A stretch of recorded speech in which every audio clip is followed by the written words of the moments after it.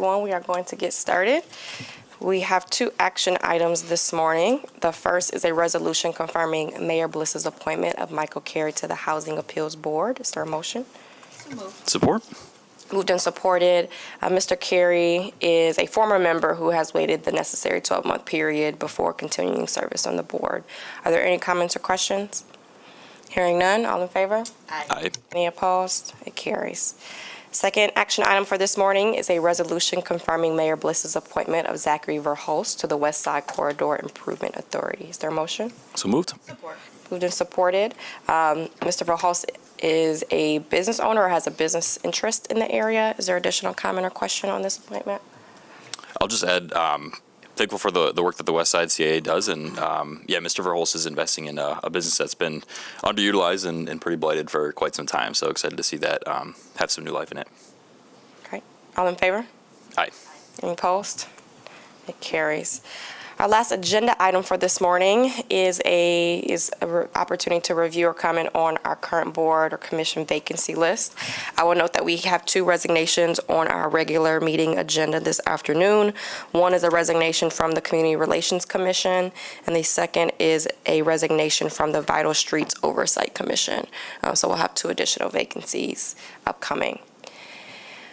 And then the last thing I mentioned that the mayor and I have been in conversation around Planning Commission appointment.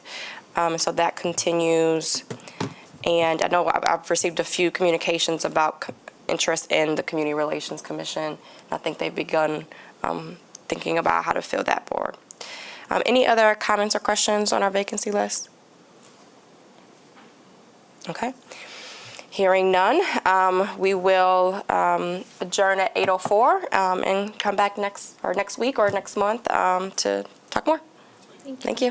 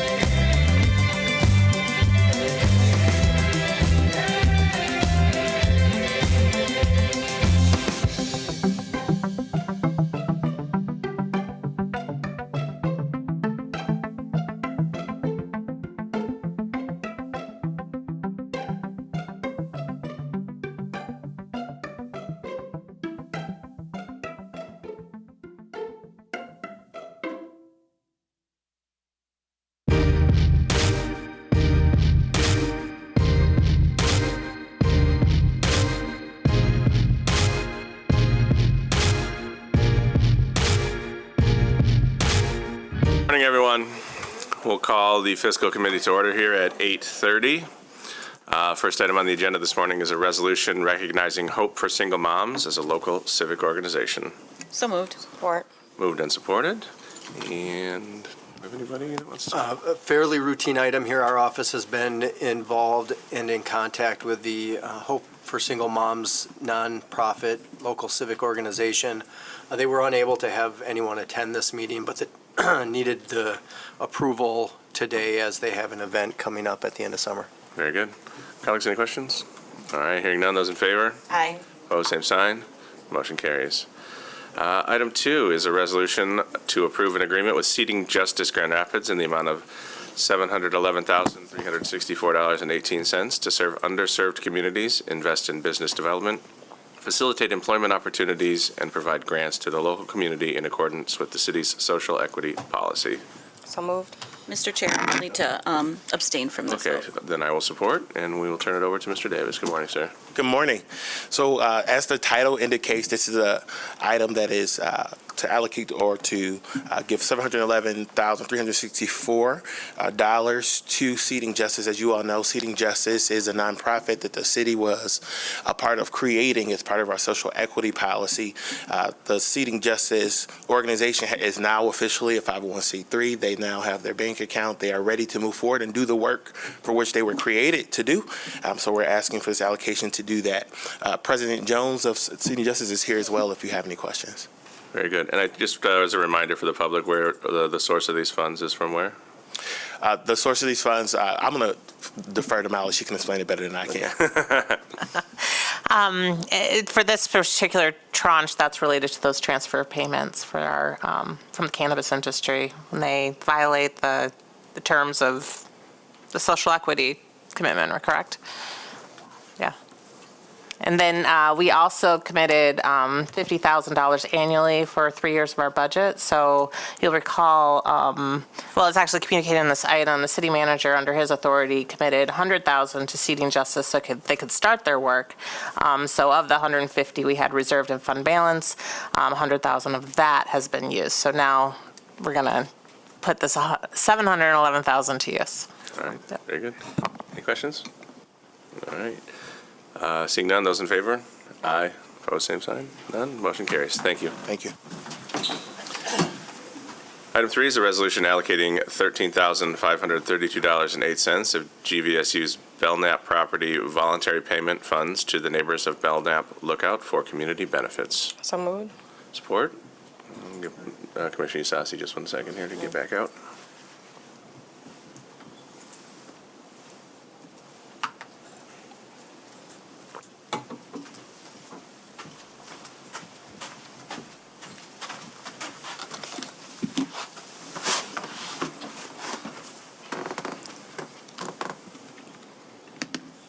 All right. It's been moved. Oh. We're on number 3. Sorry, we already moved and supported it. Okay. Just No problem. turn it over to Ms. Claren to. Yeah, I don't see Mr. Kane here, so I'll pinch hint. This is just an annual award we do every year. They have in the past referred it to as a pilot payment, but it's really just an activation of that Belknap area in the different ways they explain in the item. So. All right, very good. Questions, colleagues? Oh, Mr. Treasurer. I just want to add to this. This actually started way back in 2013, and through the partnership with GVSU, really this is a voluntary contribution. So what they did is they took all the properties in there and froze the tax rate at that 2013. And as they took those properties out of the calculation, their contribution diminished. But we really appreciate the partnership with GVSU, and this is really strong support because what we're able to do with those funds is we then prorate them to the local taxing authorities. So this is just Grand Rapids portion of that we're actually pushing into Belknap. The payment is much larger than that. And we sent out letters back to GVSU to show them what we've done, where the funds are going, and also tell the local taxing authorities that these were done. So we really appreciate the strong partnership with GVSU in this endeavor. Very good. Thank you for that explanation. All right, colleagues, any questions? Hearing none, those in favor? Aye. Opposed, same sign. Motion carries. Item 4, resolution authorizing additional payment to the Kent County Drain Commissioner of fiscal year 2024 for the maintenance assessments for Knapp's Corner Drain in the amount of $153,993.16. So moved. Support. Moved and supported. Mr. Tabor? Yes. Morning, sir. Good morning, Dan Tabor, Stormwater Manager. This is an authorization for additional funding for maintenance work that's already occurred by the Drain Commissioner for the pumping and hauling of water from the Knapp's Corner Drain Pond. This is critical work to ensure that the pond doesn't overflow, to protect health and property there, seeking additional fundage for the trucking and pumping that has occurred this spring. Just a reminder, the commission did approve a new drainage district and up to funding for capital improvement projects to address the core issue of the drainage in the area.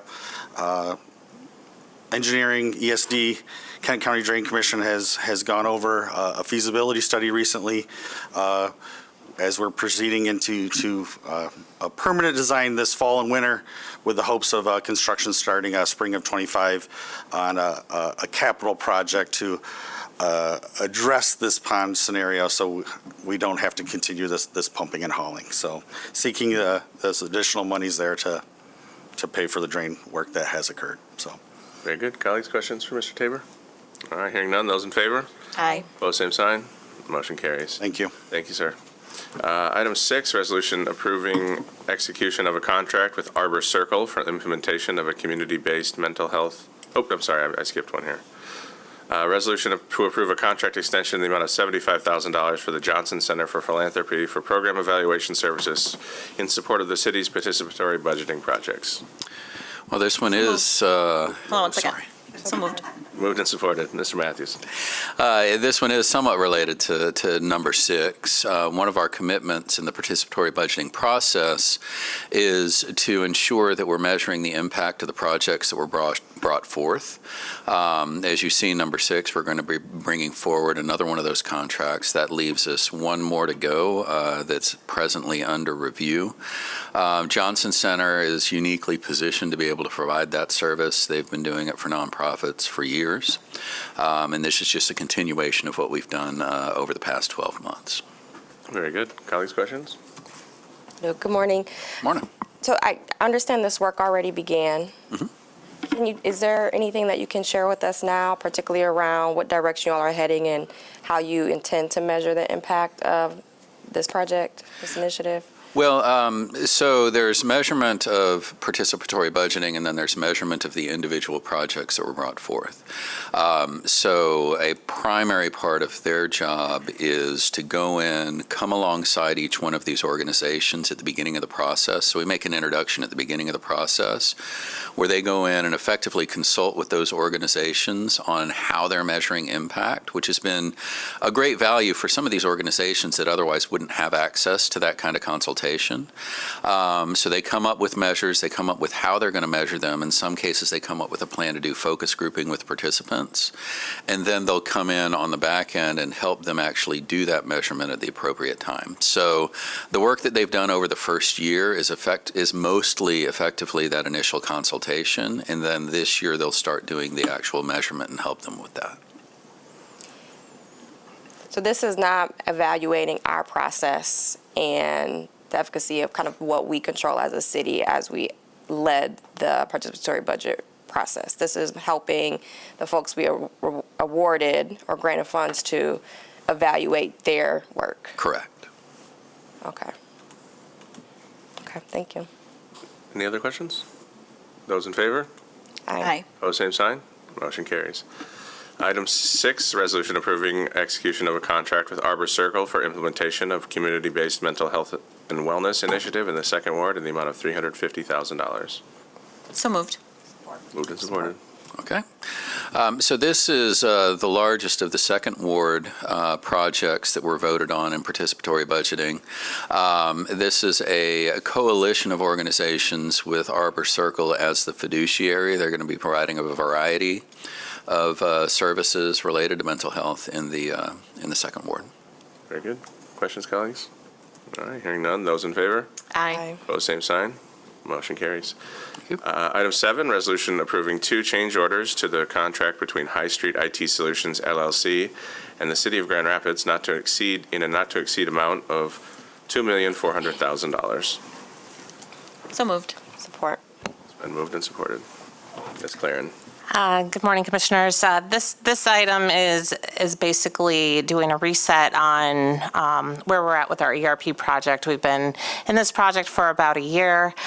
We've had some project disruptions over the past few months, and now did a reassessment with staff and with our High Street vendor, knowing that we weren't going to be ready for the July 1st go live based on some of the issues we were having throughout the project. So we're going to push off the go live date till the beginning of January of this year. And with that, we realized we needed to bring in more resources. They have a additional service called Copilot, where we'll have more on-site support to walk staff through testing scripts and doing more thorough evaluation. Also, we noticed some things with our HCM module that needed more in-depth work.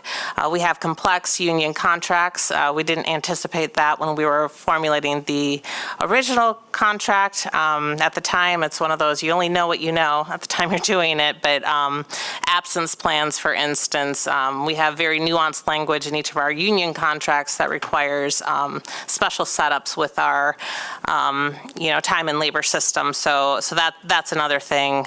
We found more opportunities for integrations, trying to make it seamless from our external billing systems into the Oracle products. So overall, there's a list of things in the item that are being asked for. At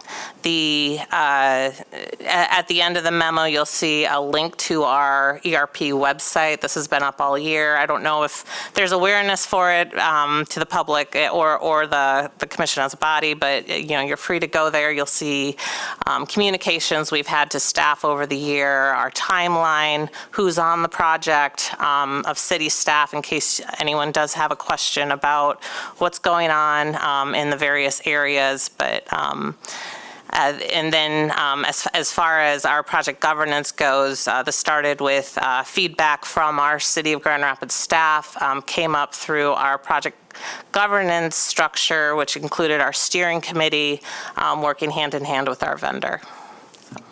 Colleagues, questions about this? I guess I have a couple. A 40% increase over the original budget with $2.4 million seems like a pretty big miss. Yeah, it's interesting, and we're definitely learning a lot as we go through the project. And what we didn't anticipate or know about is, if you look back at the RFP, all of the vendors bid at their base implementation price to be competitive. So even though there are things that we assume by the language were the RFP weren't, and things like that have come up. They also, you can only know so much about a municipality when you're bidding on a RFP project because of things like, our union contracts, for instance, was a huge thing. We're very complex.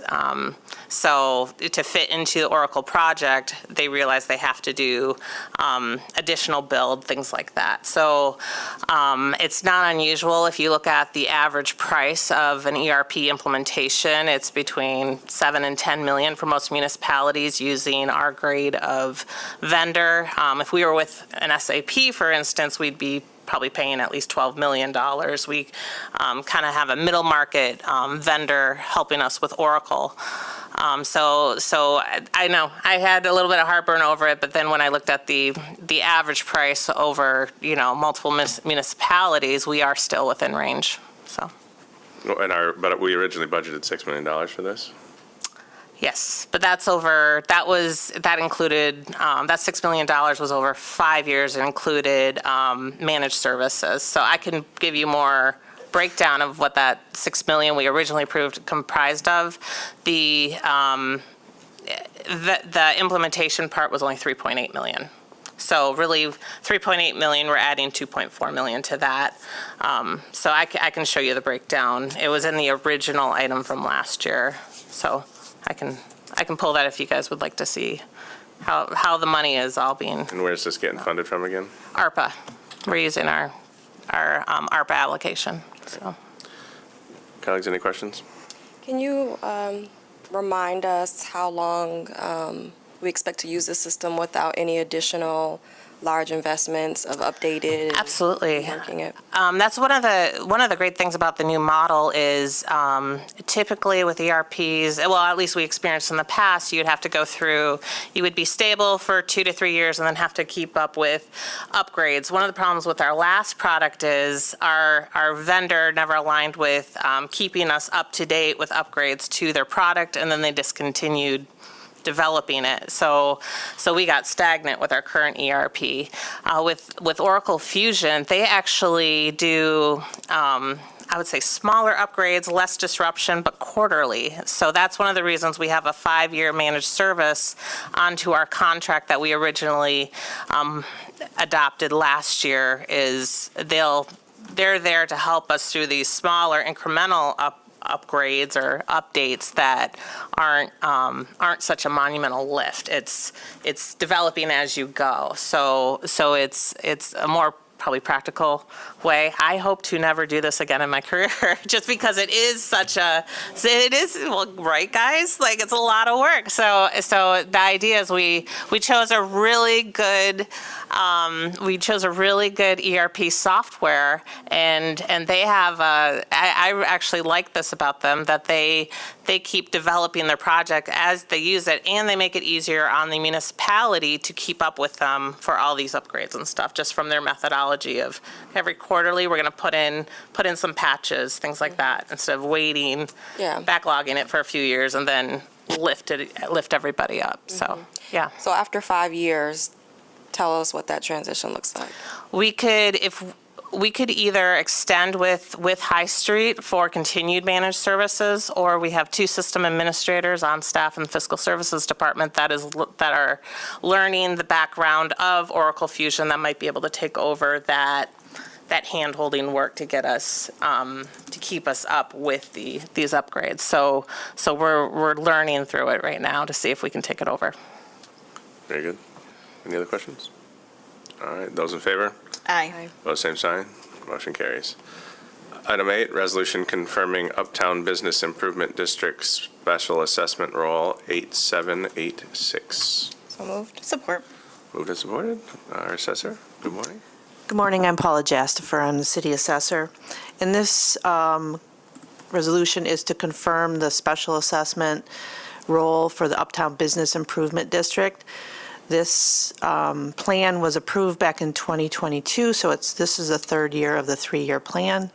Our property owners were noticed back in March of their special assessment. We had a board of review in April for the property owners to make an appeal. We didn't receive any appeals, and now we're asking for confirmation to send it forward to the treasurer to put it on the July 1st tax statement. Very good. Colleagues, questions? All right, with none, those in favor? Aye. Opposed, same sign. Motion carries. Thank you. Thank you so much. Item 9, resolution accepting the Wege Foundation grant of $399,500 for the Office of Sustainability to hire 2 full-time staff. So moved. Support. Moved and supported. Ms. Sutter, good morning. Good morning. Allison Sutter, Sustainability and Strategy Officer.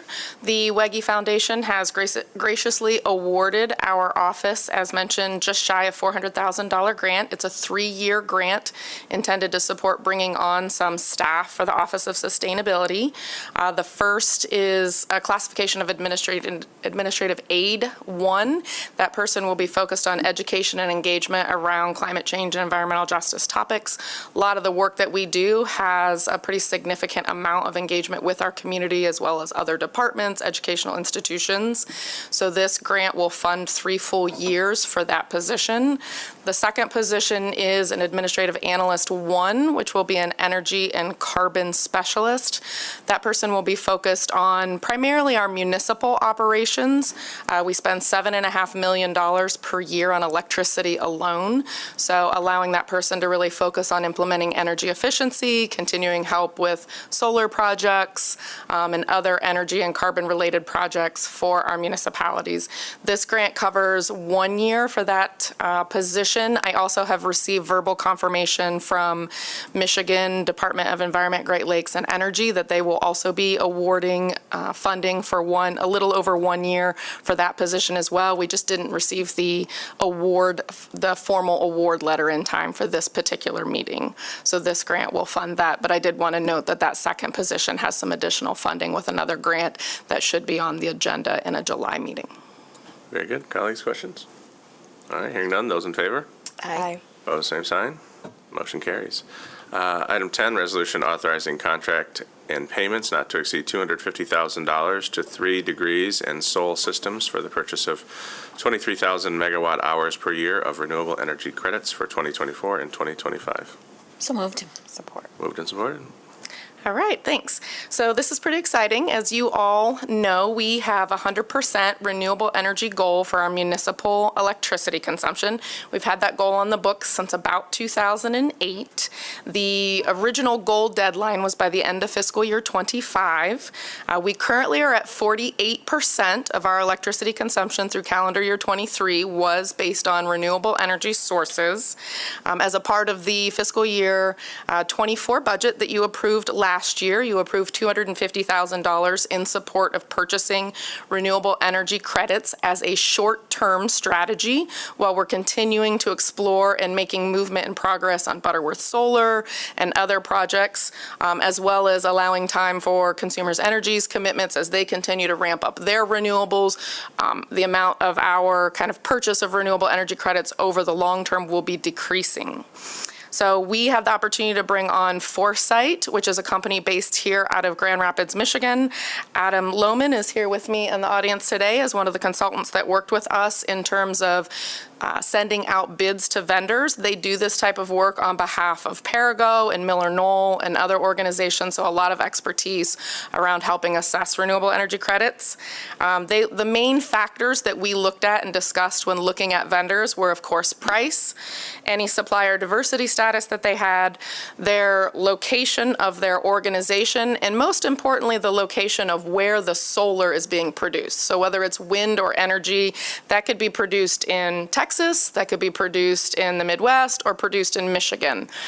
Mayor Bliss several years ago had an energy advisory committee, which Commissioner Asasi was a part of, and we got a lot of feedback around the importance of ensuring that to the extent possible, we were investing in renewables that are actually physically located in the state of Michigan to help spur our economy and drive investment in Michigan.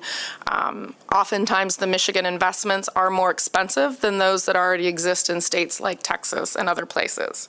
So when we received our bids back, there were, I believe it was 4 bids that we received. 2 of the local Greater Grand Rapids businesses that were invited to bid selected not to respond because they work with those that are included and would have had that same price but an additional adder for their own revenue generation in that space. So there are 2 vendors that we selected, 3 Degrees. They're based in what's called MISO, which is a Midwest region. Again, solar and wind assets that they have available, priced at $2.29 a megawatt hour. So here we would be proposing that they receive a contract for 13,000 megawatt hours. The second vendor is called Soul Systems, and they have assets located here in the state of Michigan. Those are at $7.25 per megawatt hour in comparison. And so we're recommending $10,000, or excuse me, 10,000 megawatt hours there. So that would be 23,000 megawatt hours in total. These contracts cover, in the rec world, you purchase typically around a calendar year, 12 months. So this would cover 2024 and 2025. And we've done our modeling to estimate that this is what is needed to get us to 100% renewable energy. Now, we can't 100% confirm that until the end of 2024, when we then have understanding of the actual total electricity that we have consumed. But we have been tracking this for over 5 years and have a lot of modeling and information to make the estimate for the purchase to get us to that 100%. So the total, based on this recommendation, is $213,640, which is under the $250,000 authorized. And we do believe that we will be the first municipality in Michigan to achieve that 100% renewable energy, although often you don't wait until after those full 12 months to be able to confirm. So something to celebrate probably toward the end of the year and the first of 2025, after you're able to confirm that it does offset the exact amount. Very good. Colleagues, questions, comments? All right, hearing none. Those in favor? Aye. Opposed, same sign. Motion carries. Thank you. Item 11, resolution authorizing a notice of intent to issue bonds for public improvements in an amount not to exceed $28 million. So moved. Support. Moved and supported. Ms. Chapman, good morning. Good morning.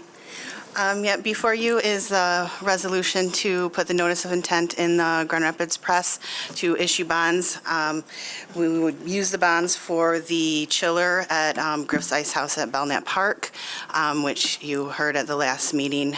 We got some design money for that, and we're anticipating about $4 million for that. But bids haven't come in yet. Also anticipating about $20 million in bond issue for the Fire Training Center to go along with the $15 million grant from the state of Michigan for that. And then cost of issuance and a little cushion added just in case bids come in higher than needed. So reminder, this notice of intent does not mean that we have to issue these bonds. It just allows us to if we decide to. Very good. Colleagues, questions? All right, hearing none. Those in favor? Aye. Opposed, same sign. Motion carries. Thank you.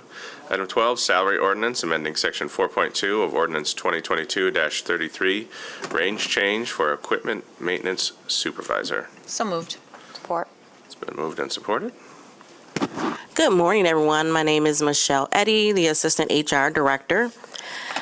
So at the request of the Fleet Maintenance Department, the classification of Equipment Maintenance Supervisor was reevaluated to better align the job responsibilities, requirements, and pay with current market conditions, as well as trying to align it with other supervisory positions. During this evaluation, we did find that there should be an increase in salary. The current salary is pay range 12, and the recommendation was pay range 14. This classification was reviewed and approved by the Civil Service Board on May 14th, and upon your approval, changes will take effect immediately. Very good. Colleagues, questions? All right, hearing none. Those in favor? Aye. Opposed, same sign. Motion carries. Item 13 is a salary ordinance amending section 3.2 of ordinance 2022-40, new classification, Chief Sustainability Officer. So moved. Support. Moved and supported. All right, due to a recent resignation of the leader currently in the Performance and Sustainability Officer role, the Executive Office has reevaluated this classification and decided to split the job, carving out the sustainability focus. The Executive Office is currently reviewing the current roster to evaluate how the strategy and performance responsibilities will align in the future. This new classification will be called Chief Sustainability Officer. It was reviewed and approved by the Civil Service Board on May 14th. Very good. Colleagues, questions? All right, hearing none. Those in favor? Aye. Opposed, same sign. Motion carries. Thank you. Thank you. Item 14, ordinance amending section 1 of budget ordinance 2023-15 for fiscal year 2024, amendment 12. So moved. Support. Moved and supported. Ms. Claren. Good morning, Commissioners. Our first item this morning is from the Public Library. This is simply an addition of an office assistant 2. over in the public library's operating fund, no appropriation of budget at this time. Number 2, for the American Rescue Plan Act money, this is $1.5 million that we had towards vulnerable populations. Now putting this money to use, so we're going to appropriate $1.5 million of revenue and appropriations in the other grants fund. Number 3 is a maintenance item. This is towards the expansion of the Grand Rapids Public Museum. We did appropriate $2.5 million in the Capital Reserve Fund, I believe, last fall. Now we need to transfer it over to the Capital Improvement Fund to put that to work towards that project. Number 4, this is related for the fire department's overtime and maintenance overages for fiscal year 24. In total, it's going to be just under $1.9 million. In the general operating fund, we are utilizing $935,000 in contingency and a $948,000 in fund balance to fund this amendment. Number 5 is related to reimbursement for training through the Michigan Commission on Law Enforcement Standards Public Safety Academy Assistance Program. This is a reimbursement for $191,000 in the Police Grants Fund. Number 6, this is the Grand River Revitalization Project Grant Award from the MEDC of just $7 million. That'll be appropriated in the Capital Improvement Fund.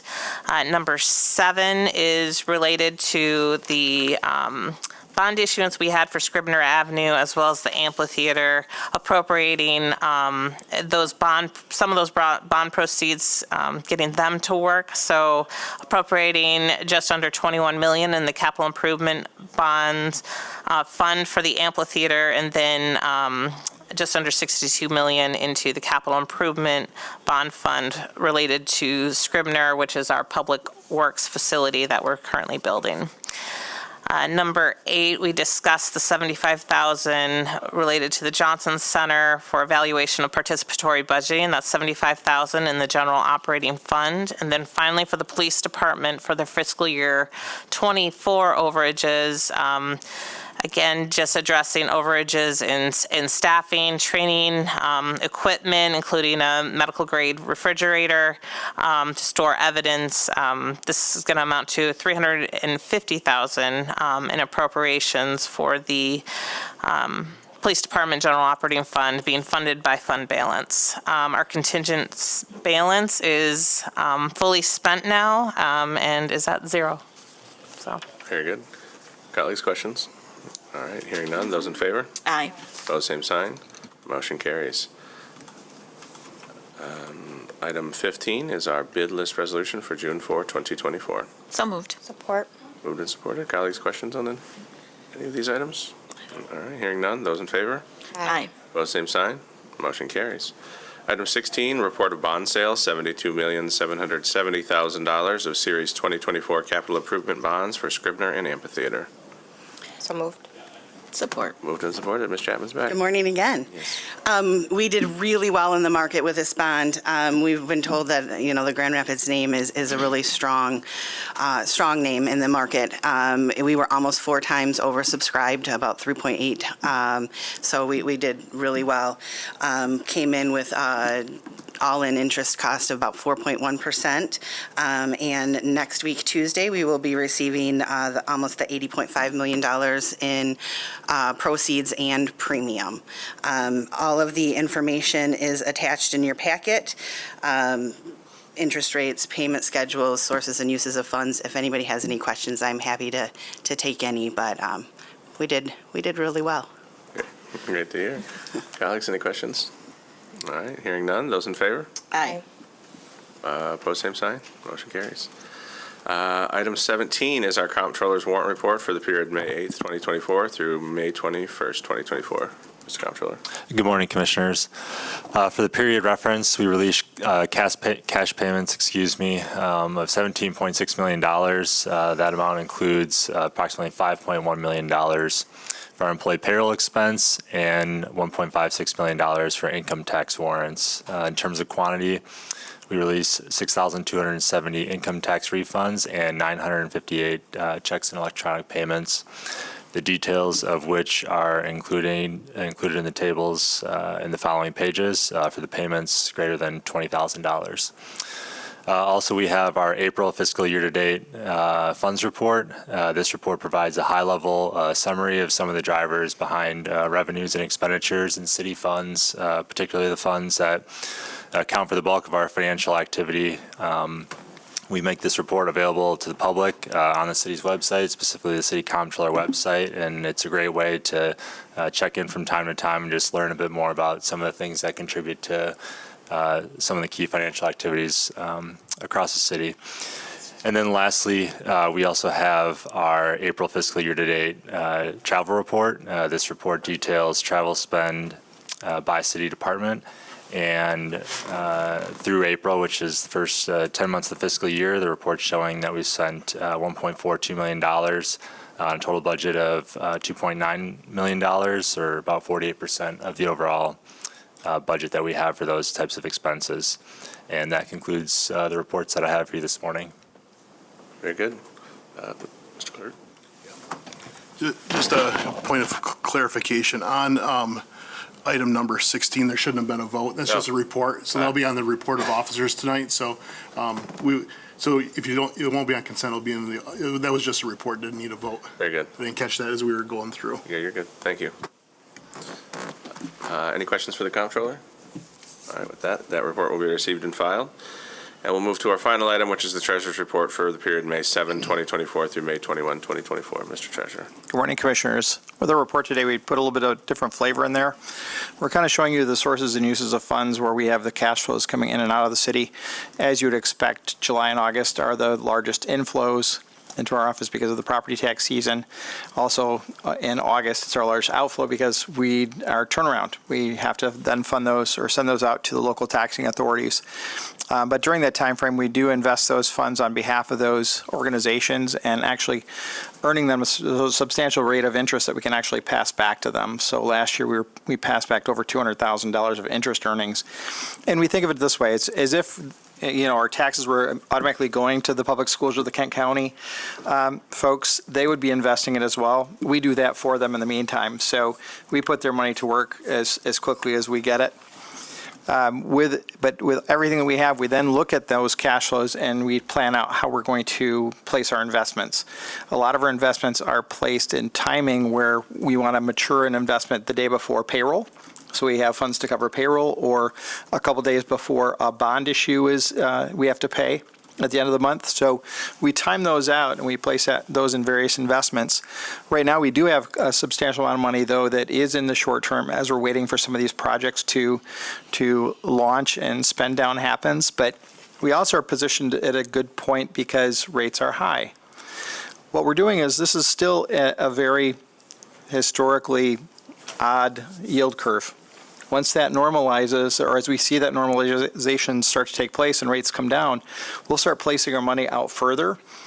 The whole idea is that we want to earn a good stable rate of interest for over the long term so that we have really substantial interest rates coming in that actually helps all of the departments with the fund balances they have, because it's about bridging the gap. We want to bridge any type of recession. We want to bridge any type of hiccup in the economy, so that if we do have a funding issue within the city, or we do find that property values go down at some point in time, we're maintaining that interest rate over the long term. Right now, our portfolio sits at $574 million, and our purchase yield is 3.29%. So I think we're doing an outstanding job, and really, our investment officer, Levi Bolt, was digging into literally years of this. We've tracked the cash flows of the city since I was the investment analyst back in 2009, watching how these flows go in and out of the organization. And really, we're getting ready to launch the next phase of our investment strategy and portfolio and program. We'll be installing our Bloomberg software this week. We've got the laptop, we've got the keyboard that we need for it, and we're actually having some folks come in and do training with us on toward the end of June. So we'll be looking to launch into the new year to do some more in-depth analysis and portfolio structure so that we can better support the city's initiatives. Very good. Colleagues, questions for the treasurer? All right, hearing none, that report will be received and filed, and we'll conclude fiscal committee here at 9:08. Thank you, everyone.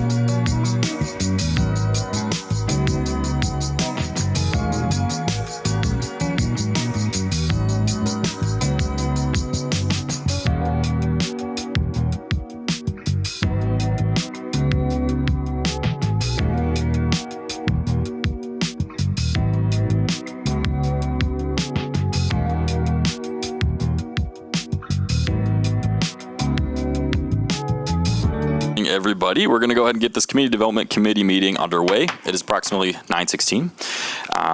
We've got 18 items on our agenda today, so we're going to jump right in. Starting with item number 1 is a resolution approving a fireworks discharge permit for high-tech special effects for indoor special effects at the Van Andel Arena in connection with the Foreigner Farewell Tour 2024 concert on June 11, 2024. So moved. Support. All right, moved and supported. Good morning. Good morning. Is this on? Okay.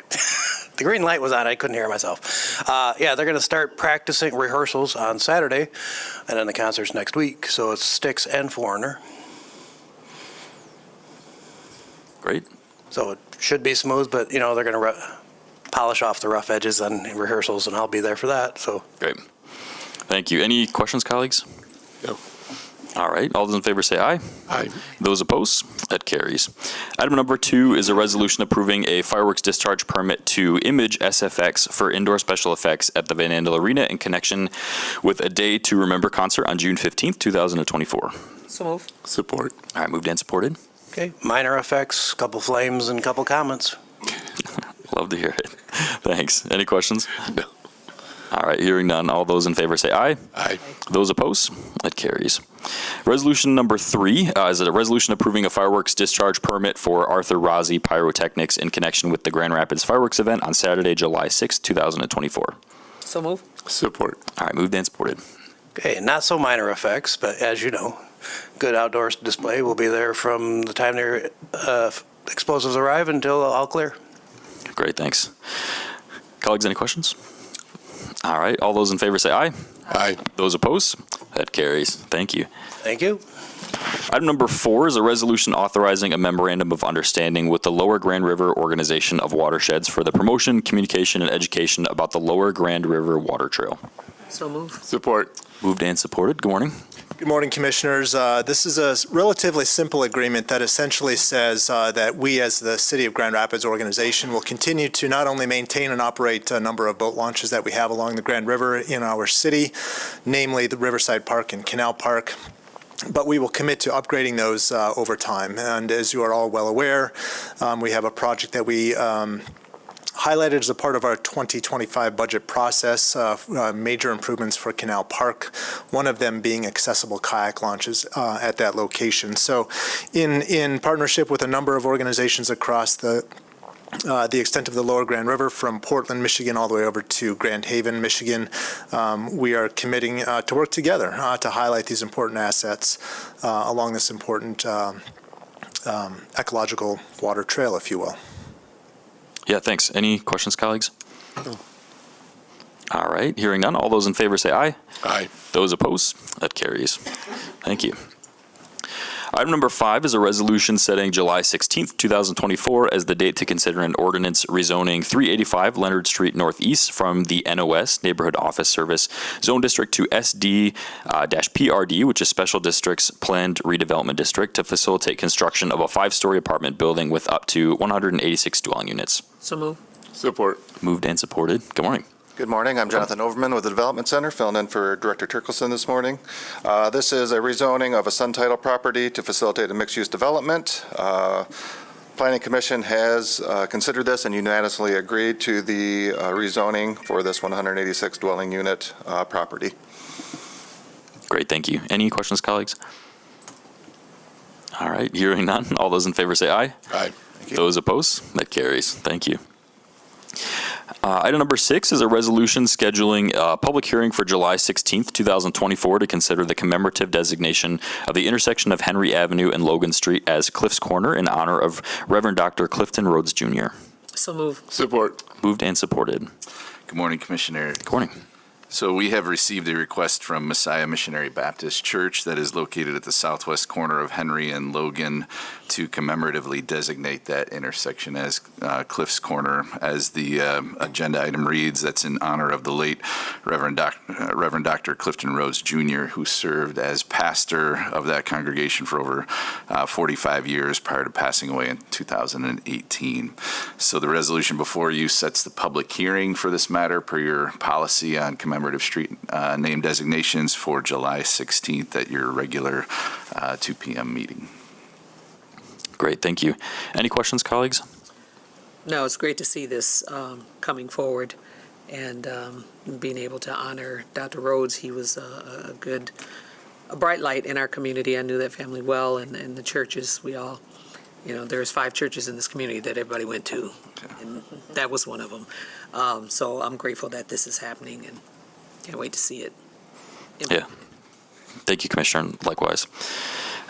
Hearing no other questions or comments, I'll call the question. All those in favor? Aye. Those opposed?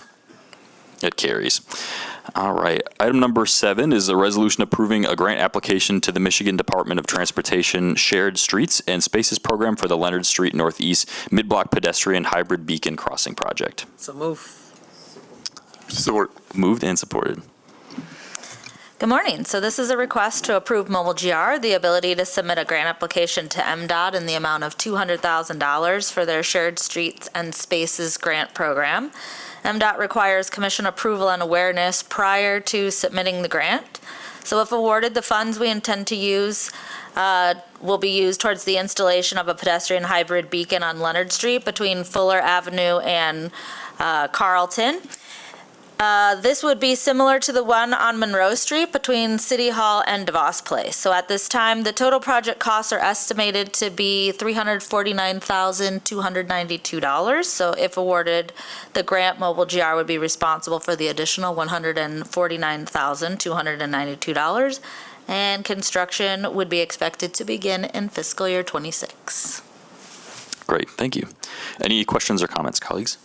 Again, excited about this one. This is in my ward, and I know this is something that the neighborhood associations have been talking about for a while, and even as we're continuing to grow in our city and do more development and have a more walkable community in that area, this is really important because there's nothing in that strip from there. So also to protect people who are trying to get back and forth on the other sides and from the businesses that are in that area. So. Yeah, thanks, Commissioner. Well, I'm not a Second Ward resident. I do have many friends that live in this neighborhood, and they are also very excited and have noted this corner in particular to be a little bit of a safety hazard. So looking forward to see that move through, and hopefully we get the funding. So, all right. All those in favor say aye. Aye. Those opposed? That carries. Item number 8 is a resolution scheduling a public hearing for July 16th, 2024 to consider a brownfield plan amendment for the Benjamin Flats redevelopment project at 916 Benjamin Avenue Northeast. So move. Support. Moved and supported.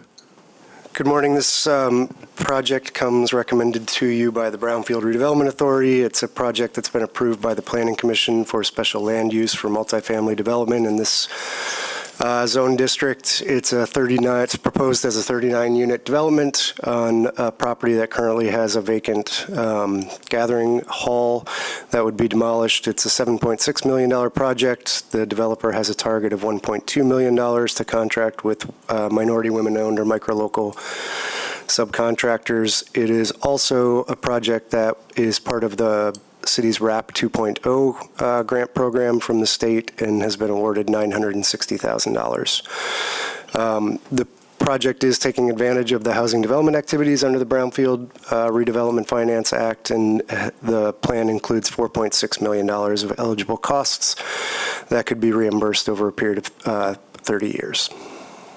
Great. Thanks, Mr. Kluster. Any questions, colleagues?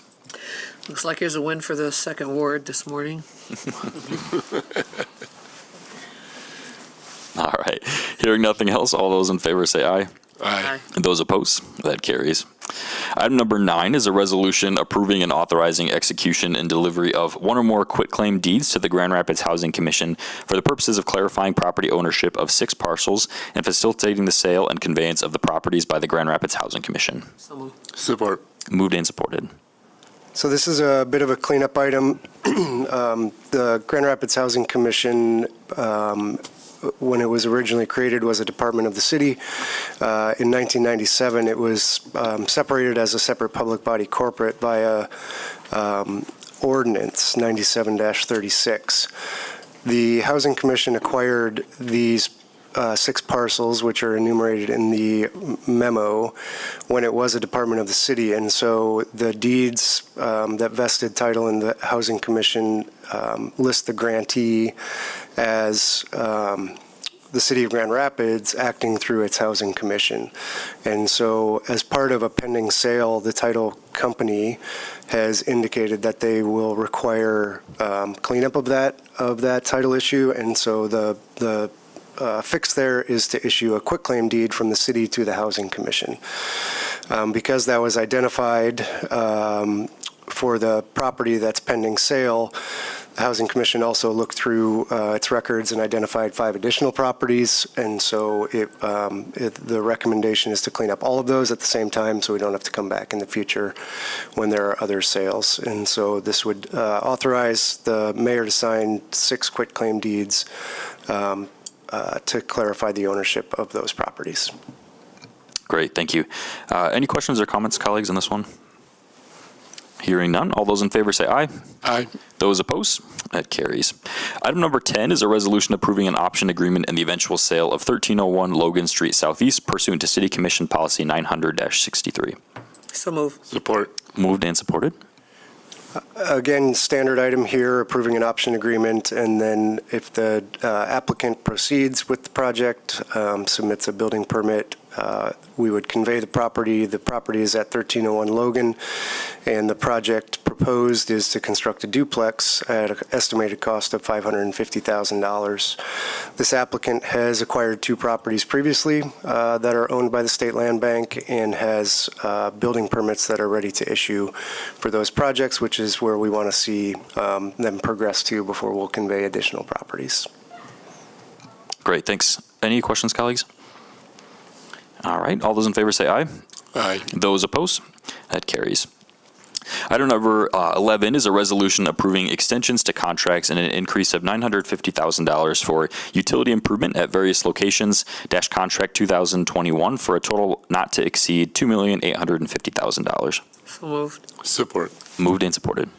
So we have agreements in place with 5 contractors. Those are Diversco, Dykema, Lodestar, Nagel, and Wyoming to do utility improvements and drain creek work as needed as emergencies arise or miscellaneous improvements are needed. Those contracts were originally awarded in 2021 and have been previously extended up to and through the end of this month. So we're seeking your approval to again extend these agreements for an additional 3-year period. The contractors have agreed to hold their unit pricing for this duration, so through June of 2027. Also seeking the increase in authorization of $950,000, again, to be used as needed. Those costs would be charged to the appropriate department budgets for which those services are required. Got it, thanks. So just to clarify, this is renewing the contract at the $2.85 million plus an increase of $950,000? So the $950,000 brings it up to the $2.85. Got it, okay, thank you. Million. Thank you. Do you have a question? Just wondering if they're keeping their prices the same, why the increase of $950? So that's what we can charge to. So we've utilized a majority of what has been authorized to date. So the next time, a repair project is needed, we would charge against the authorization that you have approved. And so we're coming close to exceeding the previously approved cap. So this basically sets a new cap, increasing it by $950,000. Okay. Thanks, Commissioner. Any questions, Commissioner Goey? No, thank you. All right. All those in favor say aye. Aye. Those opposed? That carries.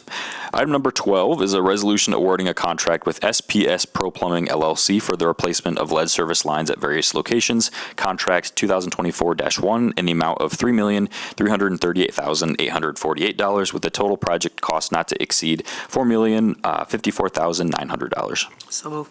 Support. Moved and supported.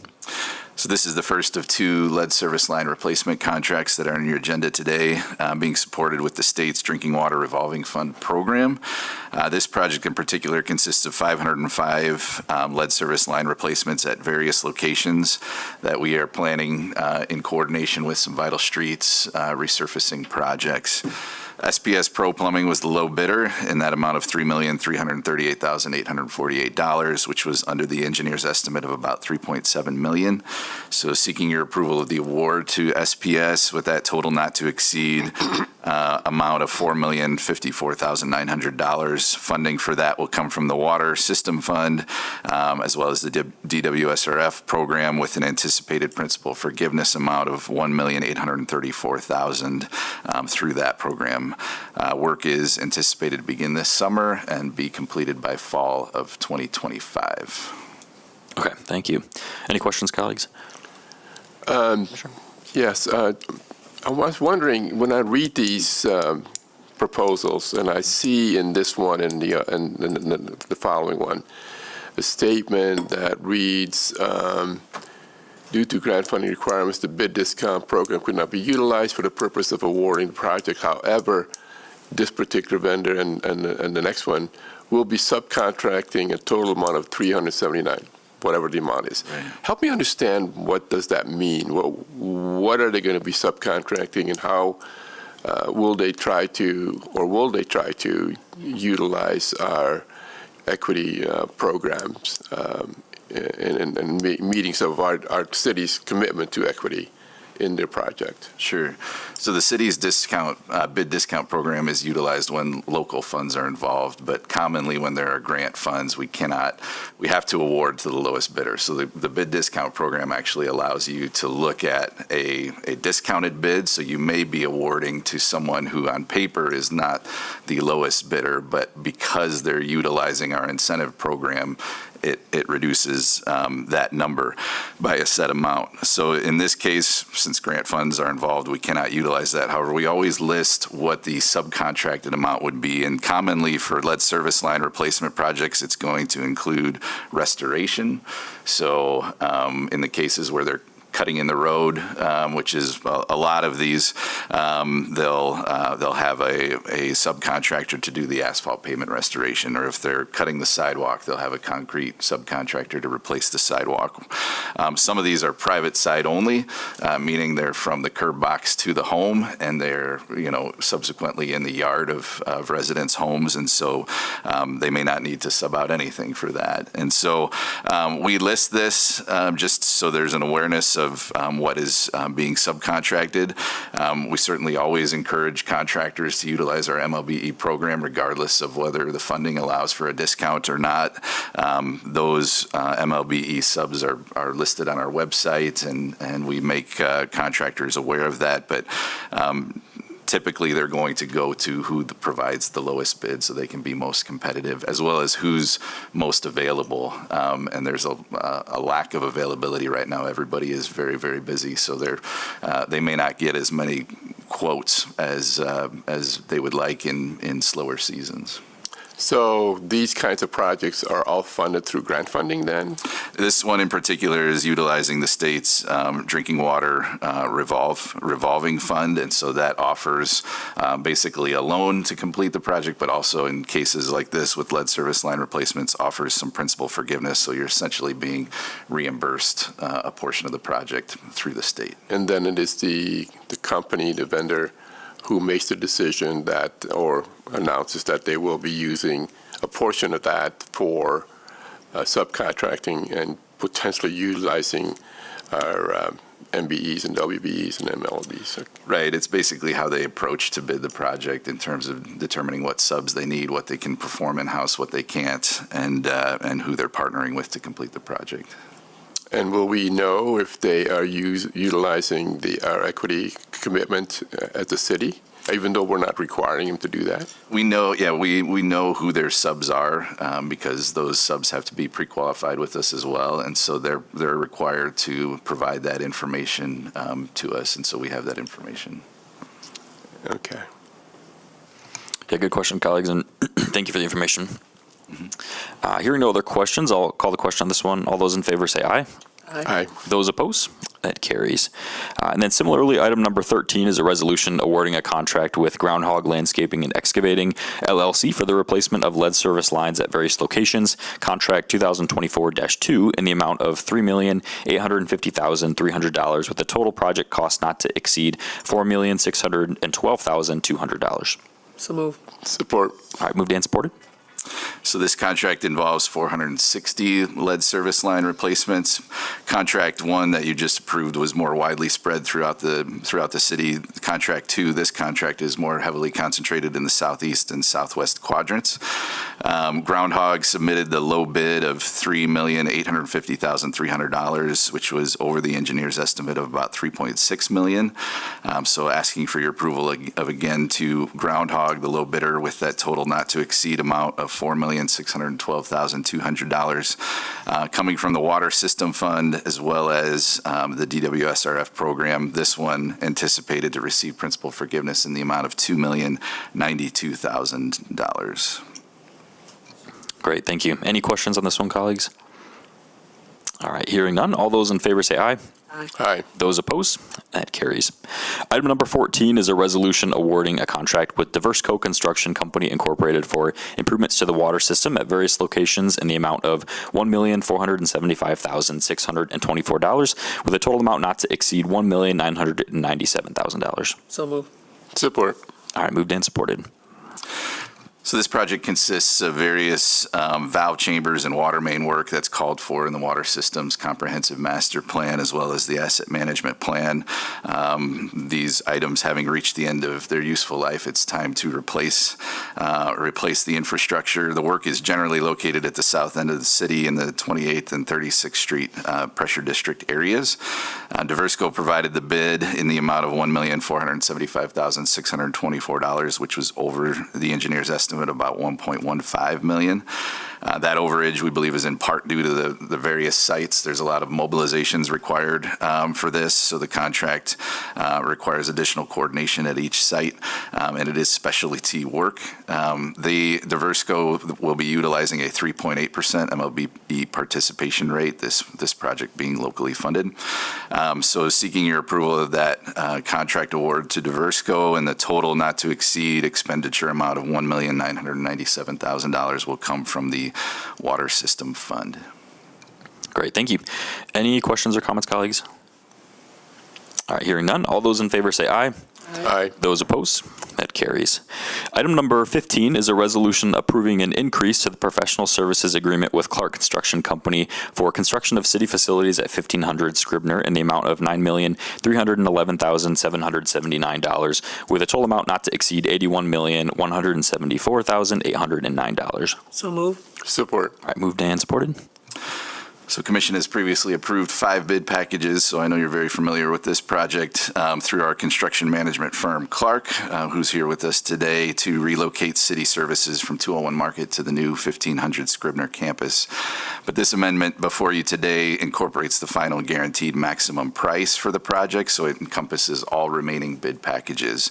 So those bid packages will include painting, flooring, the vehicle wash station, the salt dome, vehicle lubrication system, paving, landscaping, fencing, elevators, and final cleaning. Into this item also includes costs related to final design, the construction management fees, contingencies, and some insurance costs. So seeking your approval today to increase Clark's professional services agreement by the amount that was read of $9,311,779, bringing the total not to exceed authorization to $81,174,809. So am I hearing you say this is the last time we'll see 1500 I Scribner? wanted to say that, but if I say the last time, I'll come again. But that's the intent, is that this, Okay. this would take us through the bid packages. Now, there's still items that the city has to purchase over and above this in terms of equipment and furniture, and final finishings. But as far as the construction that is under Clark's umbrella, this should take us through the completion of the project. Okay, and we don't foresee any additional increases, nothing else. This is Correct. the expected maximum amount. There's contingencies included in this amount, both on the city side as well as on Clark's side, to cover some of those unforeseen items that inevitably arise on projects when you're working on older sites as well. But yeah, we believe this to be the maximum price. Okay. All right. We're going to hold you to it. Right. All right, colleagues, any questions? No. All right. All right, hearing none. All those in favor say aye. Aye. Those opposed? That carries.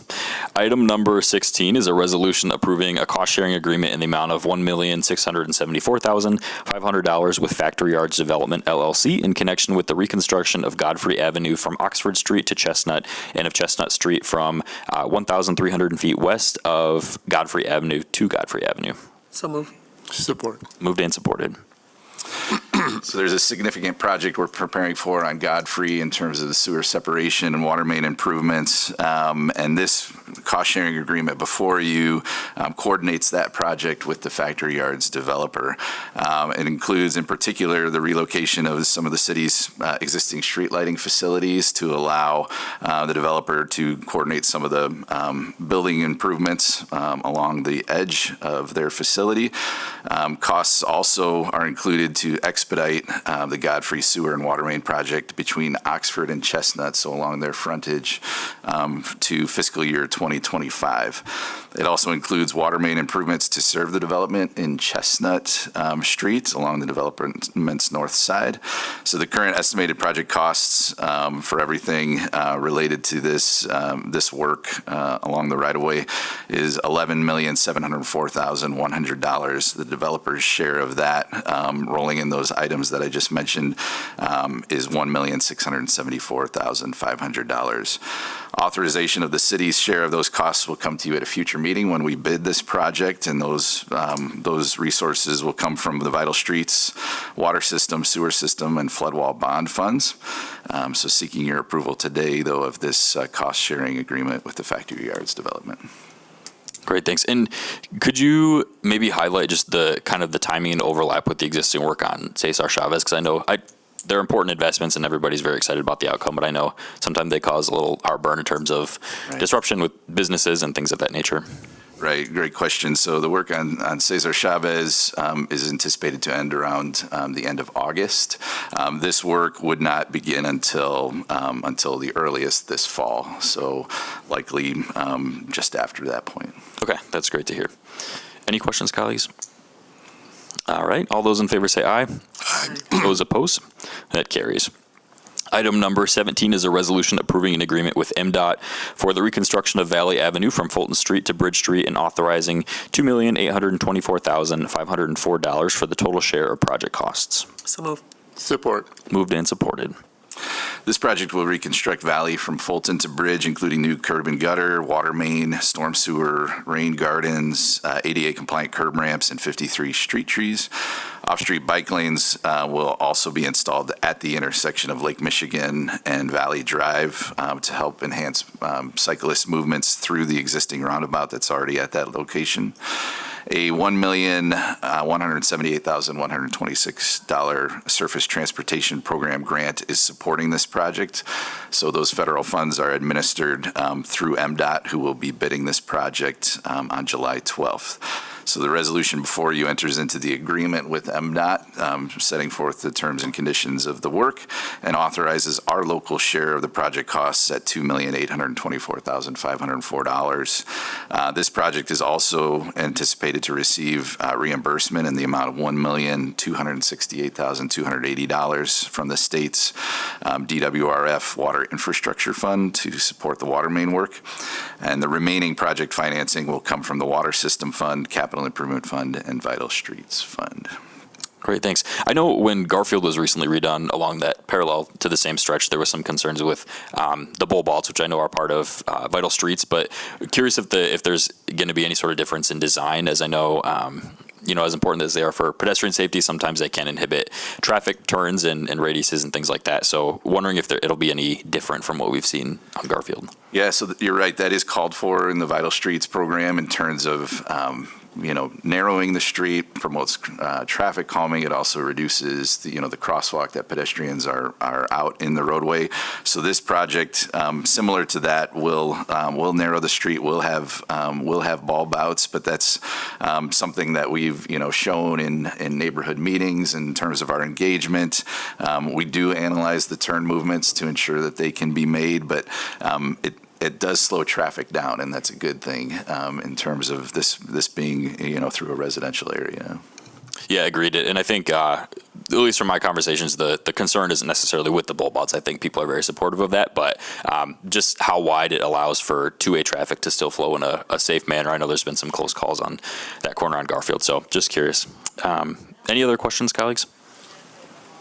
Yes, Commissioner. Mr. Chairman, I guess I'm trying to figure out, I mean, we are approving $90+ million worth of projects today. I'm not seeing a great deal of that $90+ million going to our MBE, WE programs and vendors, and I know we have a significant number of them.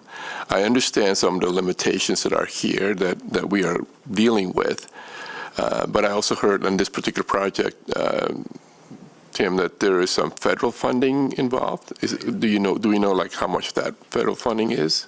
Yes, yeah, that's $1,178,000. That's through the Surface Transportation Program. That is federal funding passed down through the state, so through MDOT. Okay. So I know the federal funding does not have restrictions that the Prop 2 that was passed in the state of Michigan. So, in terms of that, I mean, there's funding there that's available for intentional participation of our WBEs and MBEs as well. So, I guess, Mr. Chairman, I'm concerned that the amount of money being spent is not reaching some of our hardworking, smaller MBEs and WBEs, and I don't know yet what the solution is, but I think I'm really concerned that is not happening, and I think we need to take a closer look at how we do support, the diverse business communities that we have here in the city of Grand Rapids. Thank you. Yeah, thanks, Commissioner. I don't know if Mr. Berkman, do you have anything you might want to add? I know, it's certainly an area of discussion and ongoing improvements on how to reach, contractors that might qualify for this program and loop them into the opportunities that the city funded projects can propose to them. So feel free to add anything if you'd like. Yeah. I'd like to weigh in. So Commissioner Goey, thank you for your comments, and certainly this is something we do report out to the Commission on frequently in terms of many efforts that we have underway to increase the ability of capacity of various MLBEs to be certified, to be able to take advantage of these programs. And there are many partners in the community that are focusing particularly on the construction industry, but others as well. So we can certainly work with the city manager to bring back a report of those efforts, but we have staff dedicated almost full time to continuing to work with local businesses and increase their success rate in being able to participate in these projects. Let me just respond in this way. I think that my concerns was kind of heightened by my last meeting, in which we approved a vendor whose main primary focus is landscaping, but yet this vendor was able to get a concrete sidewalk part included in his whole total bid. But that company, I'm sure, had to sub that concrete work. And yet, this company did not have anything in there that said that they would utilize, one of our diverse community vendors to do the concrete work, because they don't do concrete work, they do landscaping. So I think that's the kind of things that I think, from my perspective, is that could have been resolved. That could have been caught at the beginning, rather than coming to us here now. So I'll watch for it now, but I'm just saying that's just one example that I think we lost an opportunity to share the significant amount of money that's being spent to improve the city, but not reaching into some of our diverse businesses that have worked hard to try to be successful here in the city of Grand Rapids. Yeah, thanks, Commissioner. Maybe some of the staff members could follow up on this particular opportunity and provide some additional information. Certainly, and we do carry this feedback, to the contractors, and when we're working with them in terms of, highlighting the importance, and so your comments are received and heard. In relation to this item in particular, I'll just note this has not been bid yet. It will be bid through MDOT, so there's certainly opportunity for DBEs to still be involved in this project. We're merely approving the agreement with MDOT and authorizing our local share, but I can certainly report back once this project has been bid as well. Okay, that would be great. Yep, thank you. All right, I will call the question. All those in favor say aye. Aye. Those opposed? That carries. And then our last item on today's agenda is item number 18, which is a resolution approving a grant application to the U.S. Department of Transportation Active Transportation Infrastructure Investment Program in connection with non-motorized transportation improvements. Support. All right, moved and supported. So we're working with Mobile GR to prepare an active transportation infrastructure investment program grant application. This is under the Infrastructure Investment and Jobs Act. This is a highly competitive grant process requiring a minimum project size of $15 million, so significant in terms of dollar amount, and a minimum cost share of 20%. In accordance with our adopted Vital Streets Plan as well as the Bicycle Action Plan, the proposed project that we're working on an application for would include separated bikeways continuing down on Turner and Mount Vernon Avenue and on 1st and 2nd Streets, as well as on Century and 6th Street, and standard bike lanes with some curb line modifications on Hall, Madison, and Lake Drive. We're in the preliminary or still very pre-designed phases, just putting this project together, so estimated costs are also very preliminary, but the grant application will be finalized to meet that minimum required $15 million project threshold, with our local share to be somewhere between 20 and 50%. The reason why we're looking so high is the higher the percentage we can provide, the more competitive we will be in the process in potentially receiving these funds. The match would come from the Capital Improvement Fund, Parking Services Fund, and Vital Streets Funds. If approved, construction would span multiple years starting as early as 2025. So seeking your authorization today, one, to submit this grant application, and if successful, to commit to providing the local match and committing to own, operate, and maintaining facilities, which is a requirement of the grant application, of course. Great, thanks. I know we met with West Grand Neighborhood Organization this week to talk about the existing infrastructure that was input on Turner Avenue too. And I guess I'm curious, will this be tied to the same national framework of standards in terms of design and things of that nature? Yes, we would follow similar design standards. I think as we discussed yesterday with the neighborhood, there's certainly some lessons learned and some good feedback we've received from the Turner Avenue project. We also heard mobility mentioned at that meeting too about the engagement efforts that will be coming on 1st and 2nd in terms of those planned projects and that bikeway facility. So continuing to collect feedback. We certainly have plenty of time to do so in terms of the scope of, the design efforts that would be required for any of these projects if we are successful with this grant application in pursuit of delivering those projects for the city. Great, thanks. I'm very excited about this. I can't wait to see it. Any other questions, colleagues? Curious to know if we've been having a lot of conversation around the protected bike lanes piece, if that's worked into this grant application as well.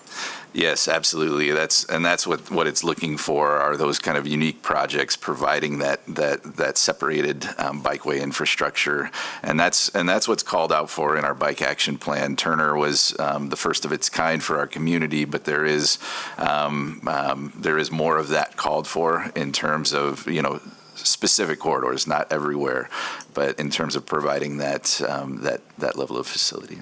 Thank you. Yeah, thanks, Commissioner. All right, all those in favor say aye. Aye. Those opposed? That carries. That brings us to the end of our scheduled items of business. It is approximately 9:55 a.m., and we will go ahead and adjourn this meeting and see you back at the top of the hour for Committee of the Whole.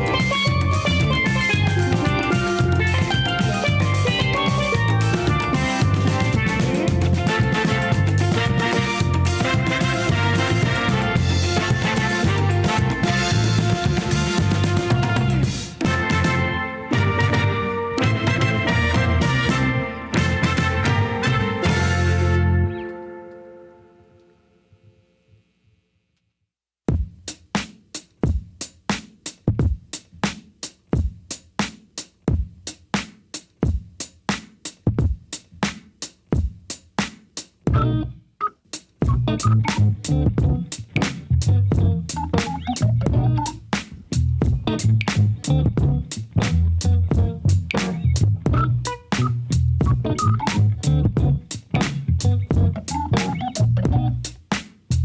and get started with our city commission meeting, our committee of the whole meeting. So I'm going to ask you to find a spot to sit down if you're still standing up so that we can get started. That includes you, Mr. Matthews. Please sit down. All right.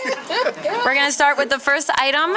This is a resolution approving the request from Sip Shine LLC for a new on-premises tasting room license to be located at 401 Stocking Avenue Northwest. Commissioners, can I get a motion? Support. All right, moved and supported. Commissioners, any questions or comments on this item?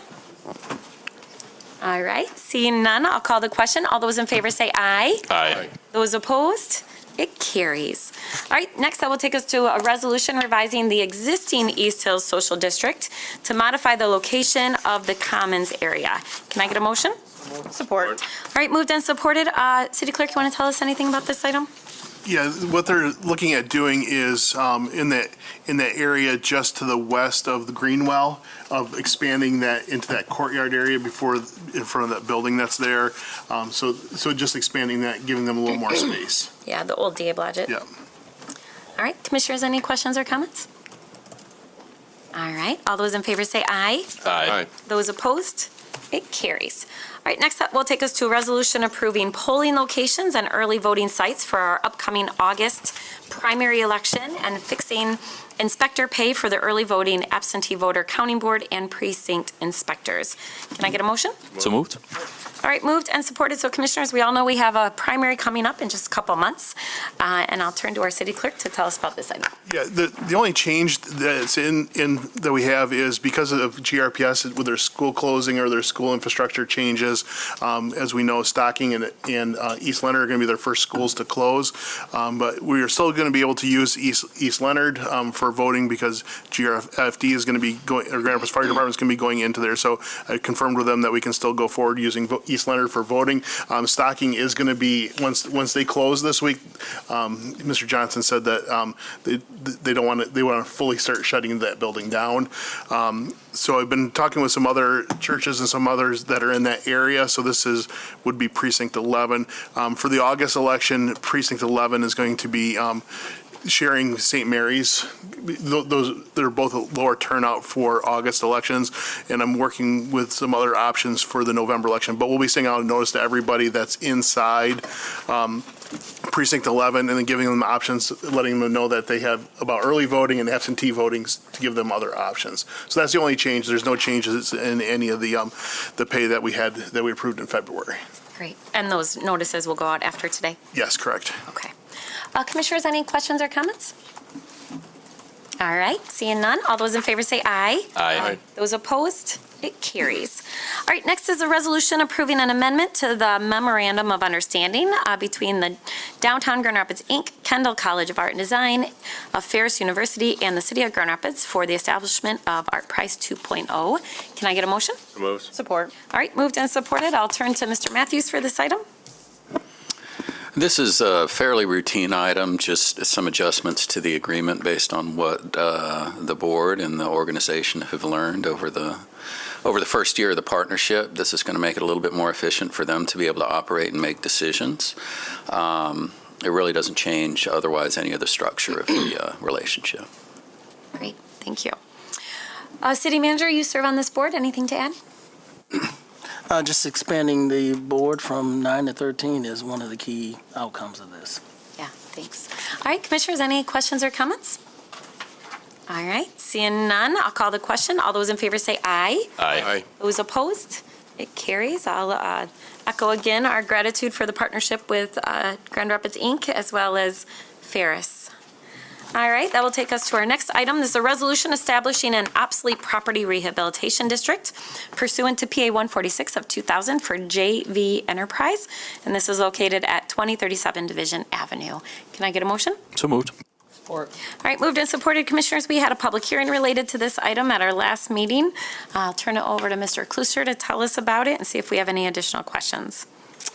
Yeah, just briefly, as a reminder, the project that you had a public hearing on is the renovation of 3 retail spaces along South Division Avenue. It's 4,600 square foot building with 2 tenants currently, and a third will move in after the rehabilitation.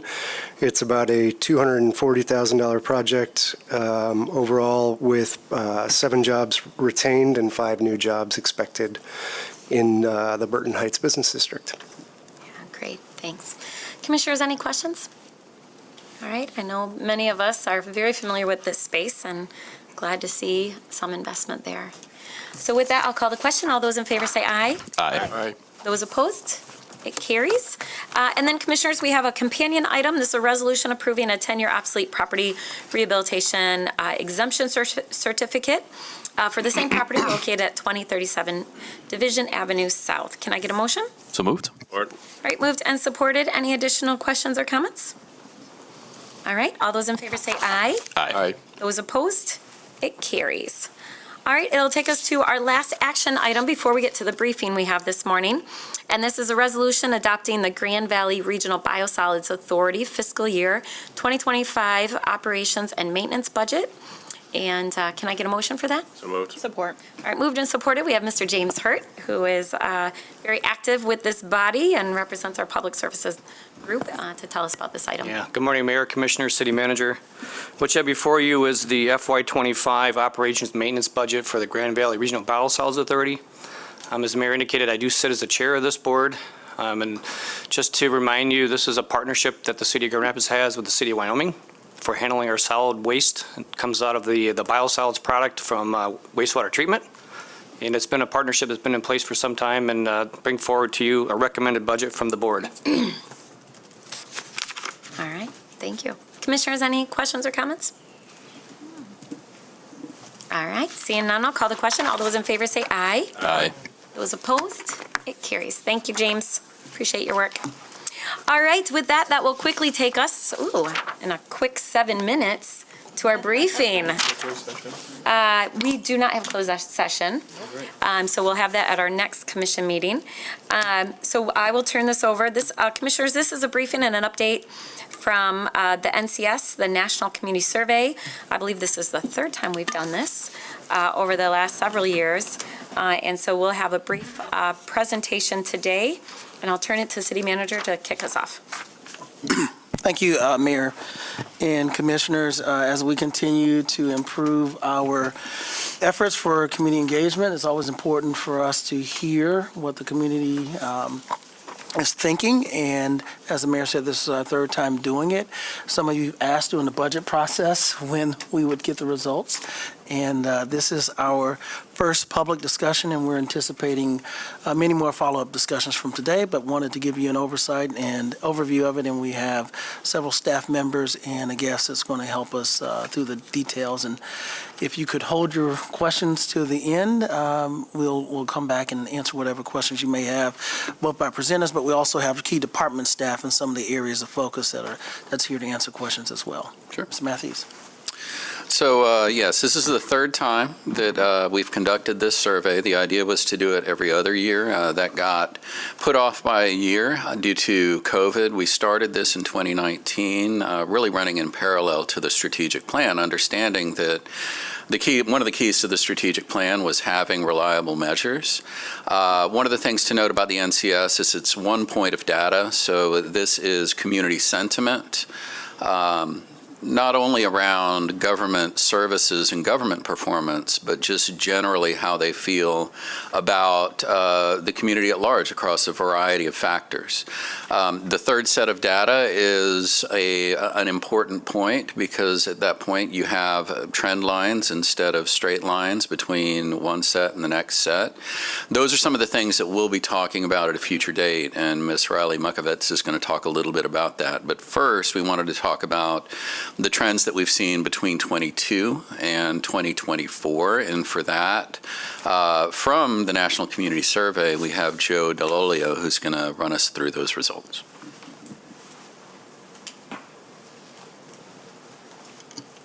Hi, welcome. Thank you so much for having me in. Good morning to the Mayor and the City Commission.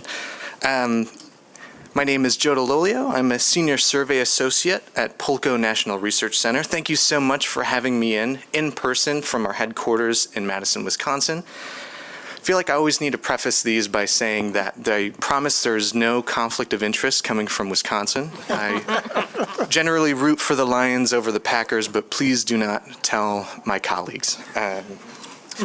Before jumping into this data, I want to thank the Grand Rapids staff who was instrumental for this iteration of the NCS, coming up with our custom questions and allowing us to get into the field in a timely manner.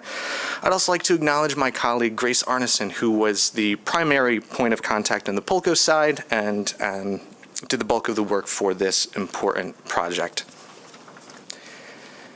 And a little bit about us. Polko is an online community engagement polling platform providing information tools to local government and other public sectors to ensure that we hear from the voices of the residents that they serve.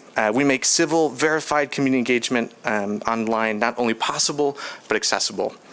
And the National Research Center is the research arm of Polko. We've been the premier provider of survey services to local government since 1994, just coming up on that 30-year anniversary. And we do have long-standing partnerships with ICMA, National League of Cities, and a few other organizations.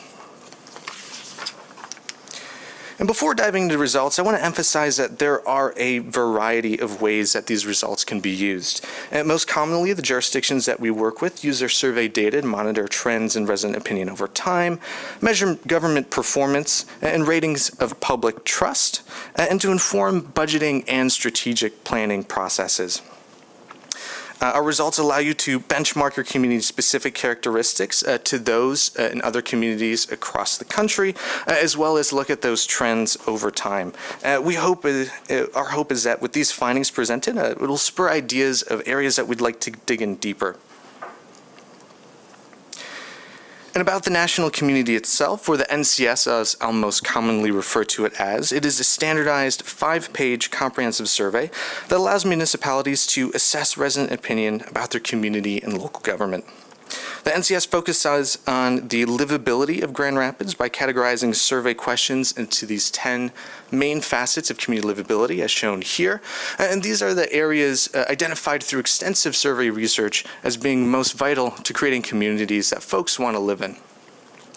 I do want to note that these items pertain to those that the city has direct influence on, as well as items that the city doesn't have direct influence on. And really, this allows us to get a large overview, a complete picture of that overall livability of Grand Rapids. Finally, we do find that these facets tend to fall into departments very well. So when city department heads are looking for the information that's most pertinent to them, they can find that easily in the report. And as mentioned previously, this is the third iteration of the NCS that Grand Rapids has run. We ran this iteration from January 31st to March 21st earlier this year, and we employed a random sample probability-based approach to this survey. So all households, all addresses within the city were eligible to receive the survey. Using GIS boundary files provided by the city, we geocoded each of those addresses to ensure we looked only at those within the defined boundaries of Grand Rapids. And from there, we have a proprietary process where every household has a known probability and the same probability of selection. Once we were ensuring that we're looking only at those addresses, using this process, we pulled 4,500 houses randomly to receive the survey.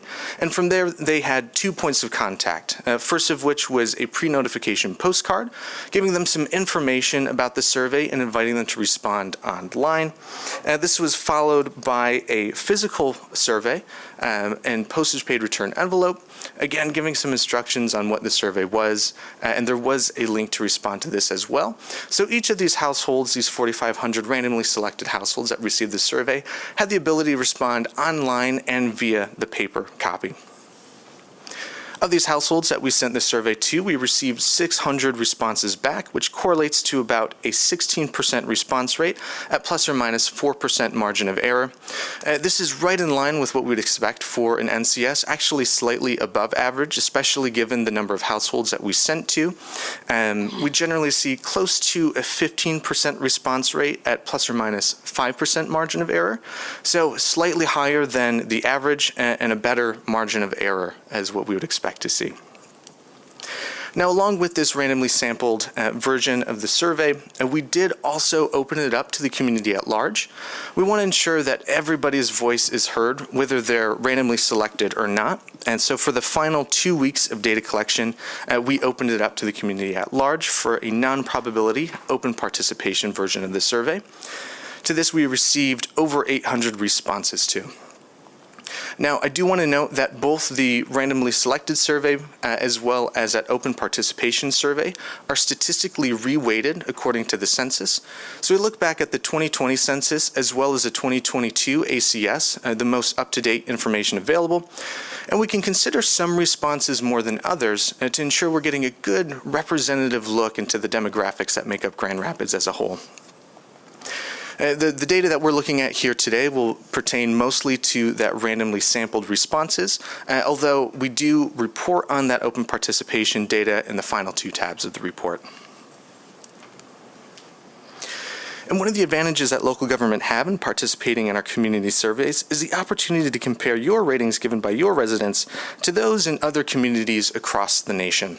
This was born out of the observation that there are some areas that just generally score higher, we'll say fire services, and some areas that just generally tend to score lower, we'll say street-related services. So instead of pitting fire and street against each other, we can look at the fire services in Grand Rapids, compare those to the fire services in other communities across the nation, and same with those street-related services. In our benchmarking database, we have over 500 comparison communities representing the voices of over 50 million residents across the United States.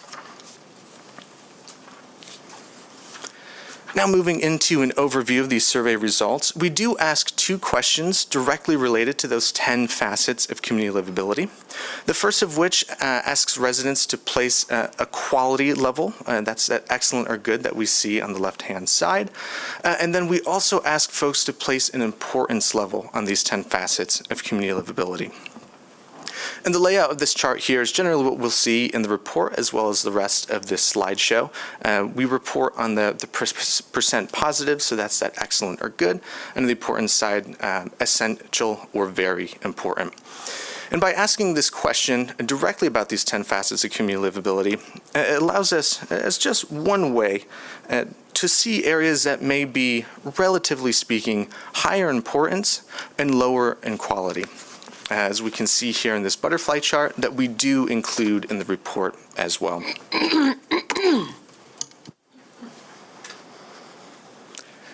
Moving into those national benchmark comparisons, there were 123 separate items that we compared to those national benchmarks. To be considered similar, that would be within a 10-point range above or below the national average. To be considered higher, it would be exceeding 10 points above, and to be lower, it would be below 10 points, that national average.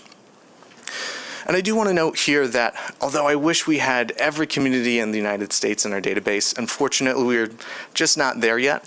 So when we're looking at these comparisons, it's comparing Grand Rapids to other high-performing communities, those that are wanting to engage with their residents and get this information. So something I'd like to mention just to contextualize these national comparisons. But with that said, looking at those, we had 106 that were similar. This is something that we expect to see given that we are comparing ourselves to other high-performing communities. We received 9 higher ratings to the national benchmarks and 8 lower. And those items that were higher than the national benchmarks did come across a number of those different facets. We see Grand Rapids as a place to visit, the variety of business and service establishments. This would fall in the economy facet. And we also see some of those items towards the bottom of the screen that would fall into the education, arts, and culture. This includes community support for the arts, as well as opportunities to attend special events and festivals. Now, along with the national benchmarks, the city did decide to do a custom comparison to a subset of this national benchmark database. We compared ourselves to other communities in the database between 150,000 and 250,000 in population, with similar attributes to Grand Rapids as selected by city staff.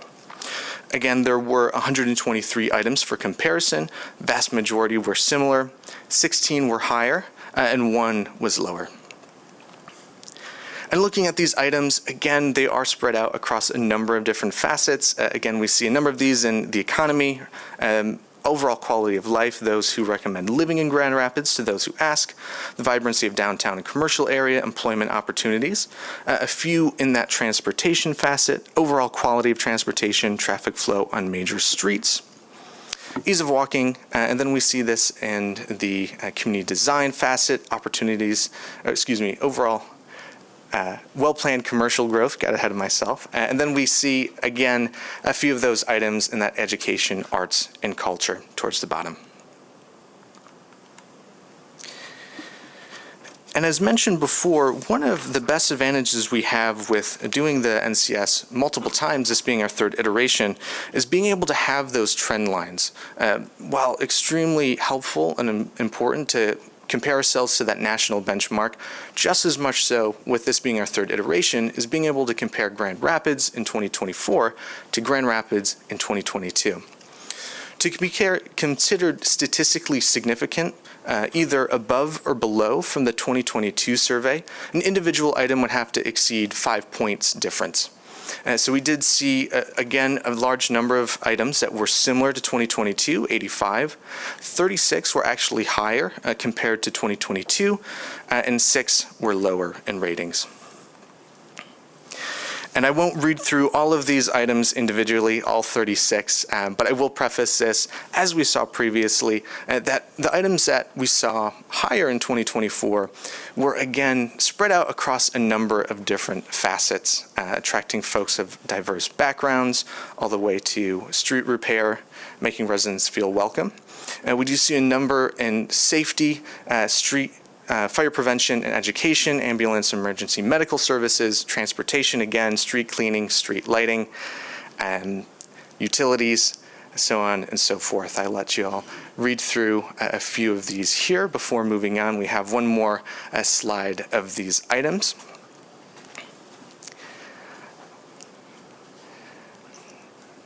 And again, we do see governance on this slide as well, as compared to a few of those other slides before.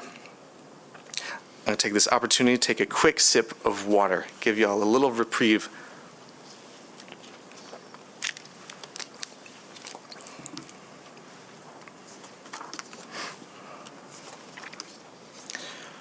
Wonderful. And with that, we're going to move into some of these key findings.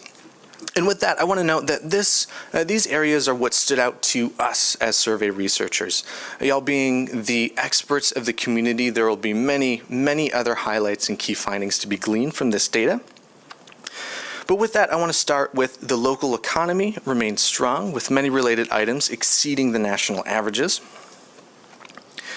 And we see that here in those previous slides, a number of those were higher than the national averages, that sub-area comparison, as well as Grand Rapids in the past. The variety of business and service establishments in Grand Rapids as a place to visit, both higher than the national benchmarks at 75% and 79% respectively.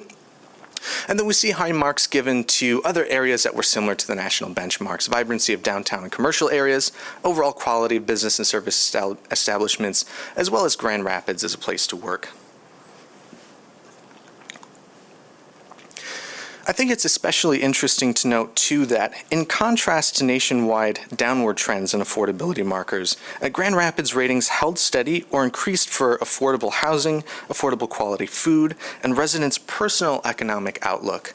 The areas of affordability and that general economic outlook, anecdotally speaking, and the surveys that I've worked with in really the past year and a half, have pretty much all seen downward trends and pretty stark downward trends. We didn't see this in Grand Rapids. A number of these items not only stayed similar to 2022, but did increase compared to that previous iteration of the survey.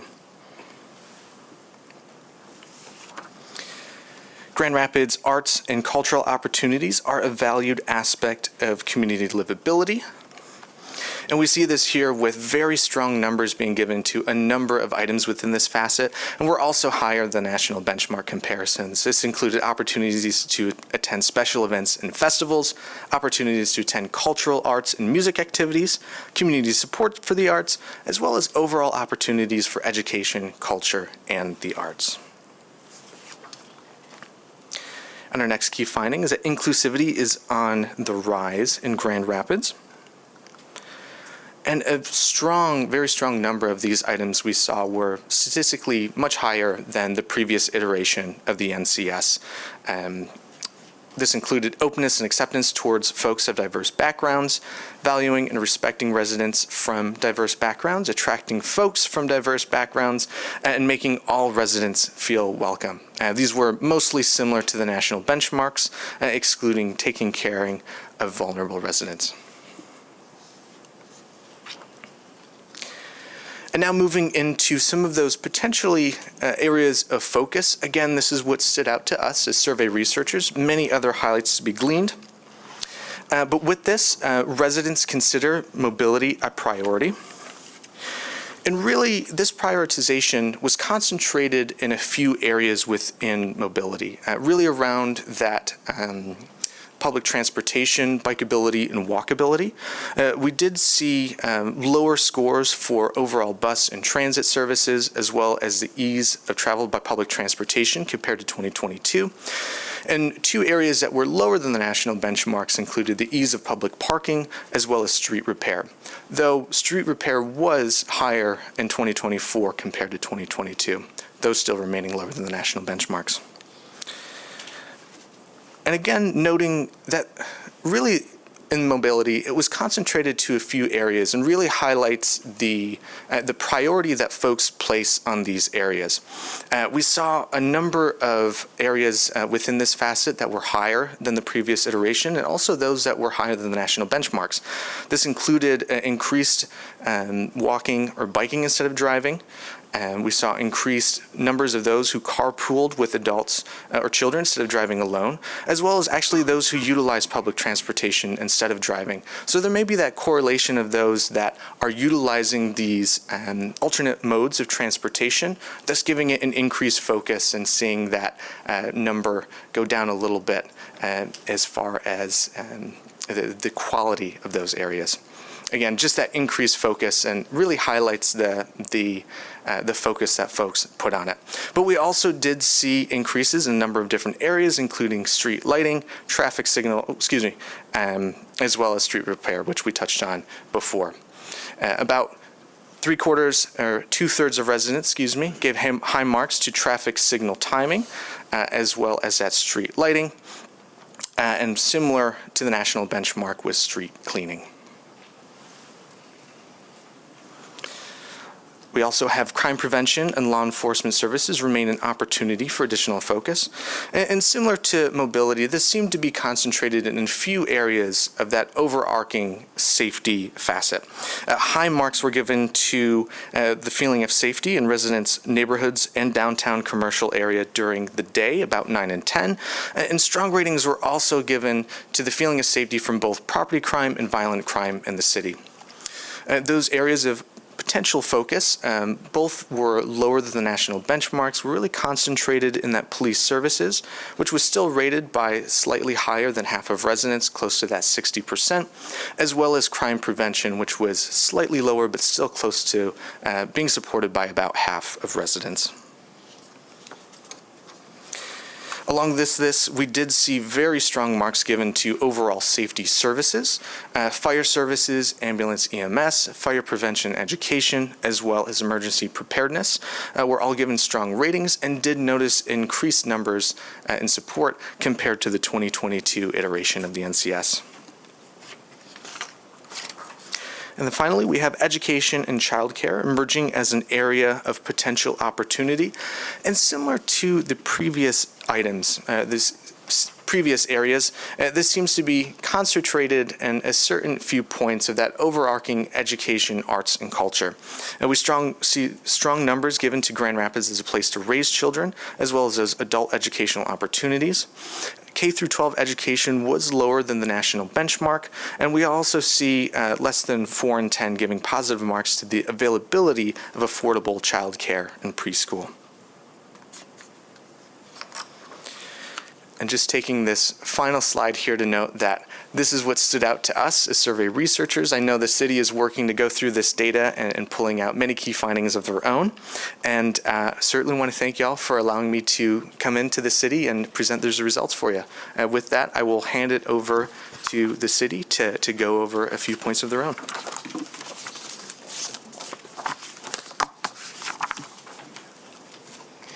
Good morning, Commissioners and Mayor Bliss. I'm here today to share on how the city is preparing to present further information on the NCS data and next steps regarding outreach and engagement.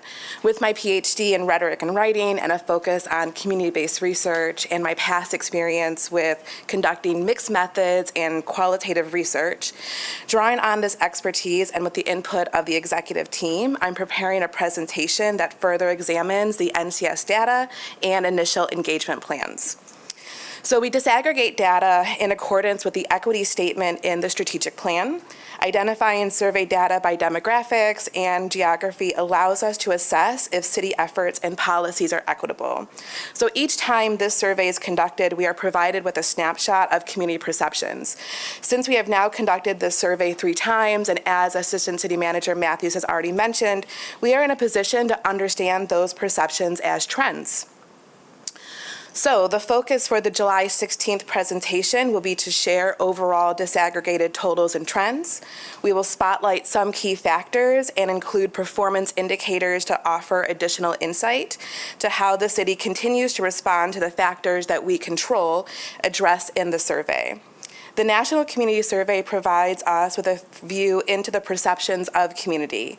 I will also provide detail to how an engagement approach will allow us to gain context and narrative to those feelings and perceptions. This is where I will fully draw on my expertise as a community-based researcher and utilize my role as your community engagement manager, acknowledging and affirming the perceptions of community while trying to understand the context of those perceptions that will guide planning and decision-making.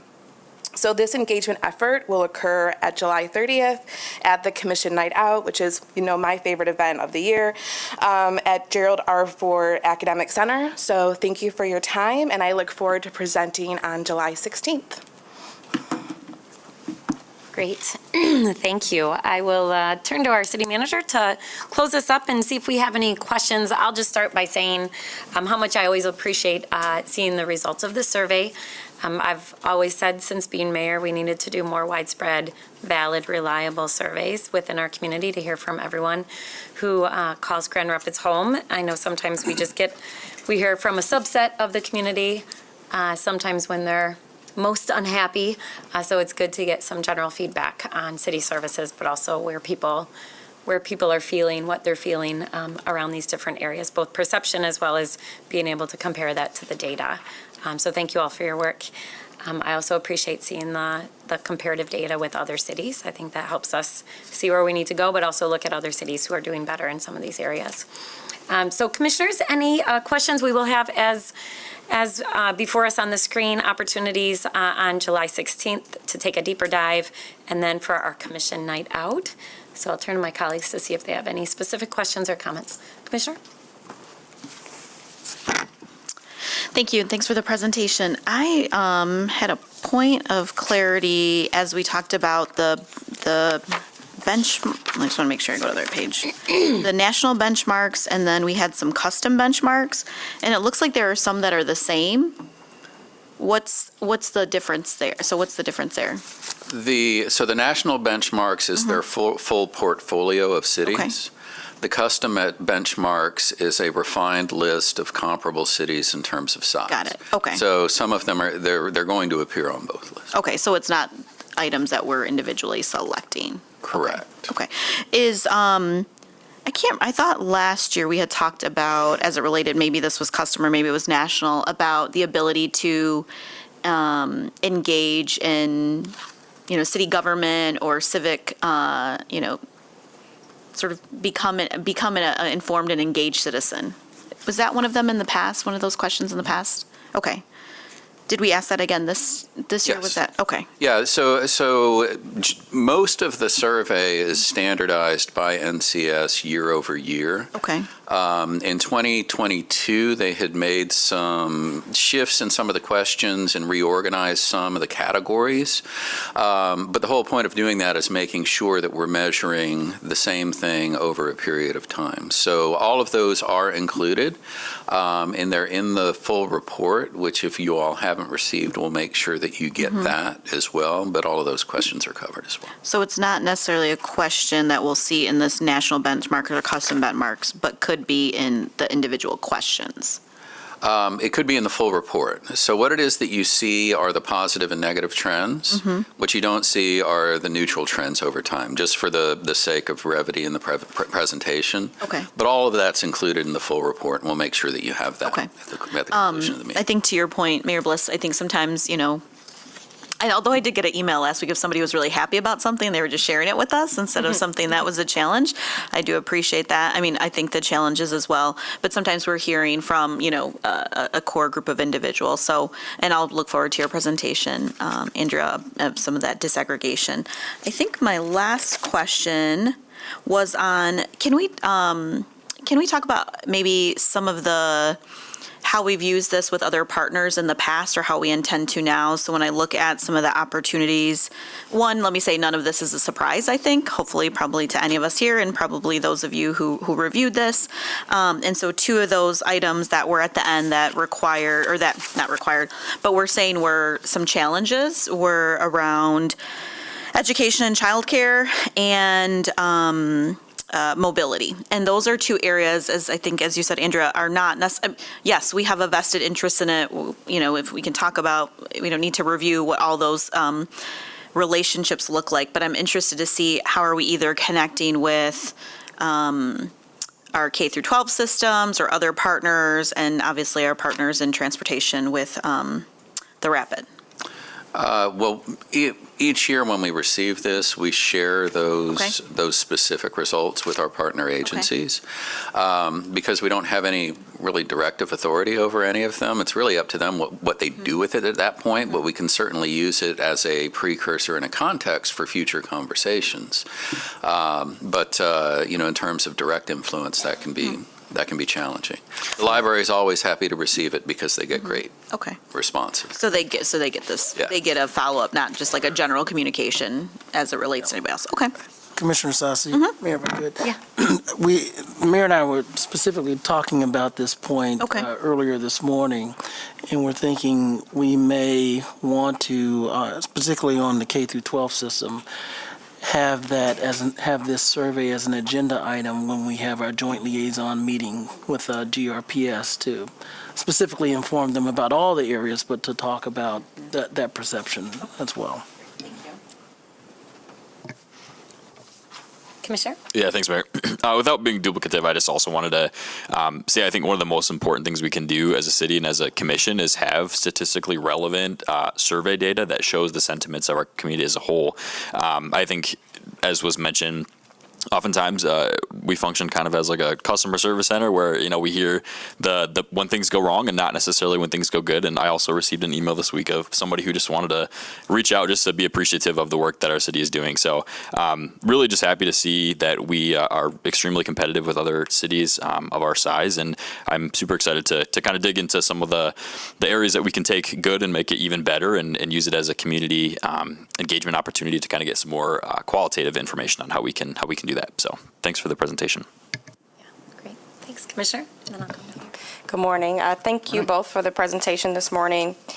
I am wondering, so I think Andrea said it really summarized it really well. This is a snapshot of community perceptions, which is really, really important for us to know and to be aware of to help us in our planning, in our engagement, in our communication. So I'm curious to hear more about how this understanding of community perception on these really important issues of how well we're doing, what is our plan to crosswalk that with maybe some of the investments that we have or have not made, and then what does that mean for how we plan to communicate, make decisions, engage, so on and so forth. So this is a great point of information. I would like to hear more about how this will strategically inform our work to either improve perception, to increase awareness, or to help us realize that maybe we need to give more attention in certain areas. Yeah, and City Manager, you can jump in. So the last 2 times that we've done this, that's exactly what we've done. So we'll incorporate, as we continue to take a deeper dive into the data, we'll incorporate that some of that information in our strategic planning process. I know in the past, and this is one reason I'm really glad to see some of the data that compares the 2022 to 2024 survey, because that's exactly what we did. We said, okay, we really need to improve in these areas, and some intentional efforts by our city manager and departments really followed up on that. So, City Manager, you want to to that? Yeah, thank you for that observation. And one of the things I'd like to also do is look at the performance of the organization in some of those key areas, and as you said, see where investments have been made and whether or not additional investment needs to be made, or just more awareness, education, and engagement to make the residents know what some of the past and future efforts and plans are. The timing of the survey is really interesting too, because it's pre-budget. So even with the recent budget, we've made some investments that address some of the areas of perceived opportunities for input. So we hope to have some of that outlined in our first presentation in July. Can we expect, because I heard Mayor mention incorporating this into strategic planning, usually done in the fall in past years. So you mentioned a July presentation. I'm wondering, will we expect to kind of see an update and how this will inform some of our planning when we meet again in the fall? Well, there are 2 ways it informs the plan. There are certain metrics in the plan that are based on resident satisfaction and engagement. So we'll be able to update the actual performance metrics based on this new updated survey. And then as we begin this fall, when we do our retreat, our workshop, I should say, with the City Commission, we'll take this in consideration with other areas of feedback on some of the things we need to be more forward-thinking about. And then we'll have an opportunity ultimately after the comprehensive plan, after we adopt one, hopefully this year by this body, to revise our strategic plan, incorporating both the master plan, community master plan, as well as feedback from the survey. And Manager, I would add to that, there's another piece of this, which is gathering the narrative behind the sentiment. And that's what we intend to start with the Commission Night Out. And that's something that we did in 2022, which is take some of these areas where we seem to be underperforming and engage the community as part of the meeting to understand the stories behind that. Like, it's a add meaning to the numbers, and then come up with a plan to advance that in smaller group discussions with the community in targeted areas so that we can start to put some meaning behind the numbers and understand if we're going to make additional investments or shift the plan, specifically what are the areas where we really ought to focus that.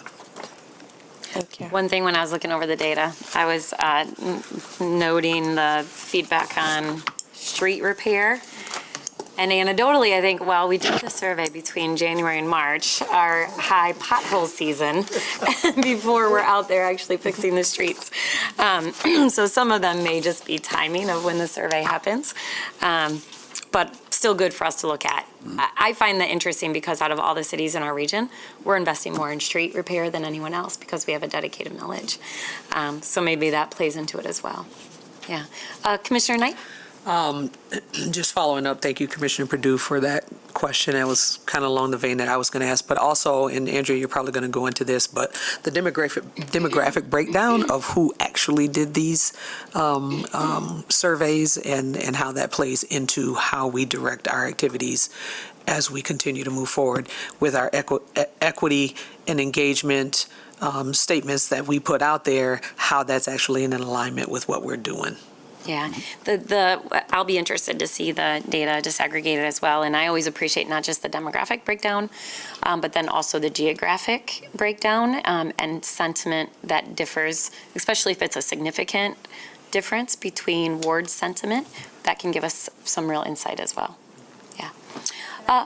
Commissioner? So what I remember is this is weighted, right? And so I'm looking at some of the demographics online. So, but is there data available disaggregated by age? I saw by area. I'm wondering by age, by race, by housing type, by if folks own or rent, because I think for the purposes of these results, it's weighted so that it reflects the overall demographic of the city. But I'm wondering, outside of the ward breakdown, are there additional breakdowns so we can see some of that? Yeah, that's available online, so we wanted to make sure that we had this discussion first. Yeah. Today, both the report and a link to all those demographic and geographic crosstabs will be posted, and you'll be able to see 2022 and 2024. What we're going through now, and it's the reason why it wasn't part of this presentation, is pulling all of that data and starting to do some longitudinal analysis between 2019 and 2024 across those demographic breakdowns. Thanks. Commissioner Goyer, Commissioner O'Connor, anything? All right. So with that, City Manager, any final thoughts before we close up our committee of the whole? Thank you, Mayor, Commissioners, and again, I want to thank the staff for working on this, and also our partner from NCS, and thank you, Joe, for being here this morning. And I'll just say it's real easy for us to compare ourselves to what's happening in Kent County or across the state, but when we live up to our vision of being nationally recognized, the only way to do that is to look at other communities, and we understand we don't necessarily have to be exactly like them. There are things that are just unique to Grand Rapids, but I think this year, as we learn where the opportunities are and we identify the communities of practice, we will be more directly engaging them in follow-up discussions around some of their practice and policies. And as we have opportunity, there may be a group of leaders from the organization who may be able to go and visit some of these communities of practice, and vice versa, have them come here so we can better understand how we can improve on the delivery of city services. All right. Thank you, City Manager. Commissioners, with that, we'll close our committee of the whole. We do not have executive session today, so that has been canceled. So we'll be back here all together at 2 o'clock. All right.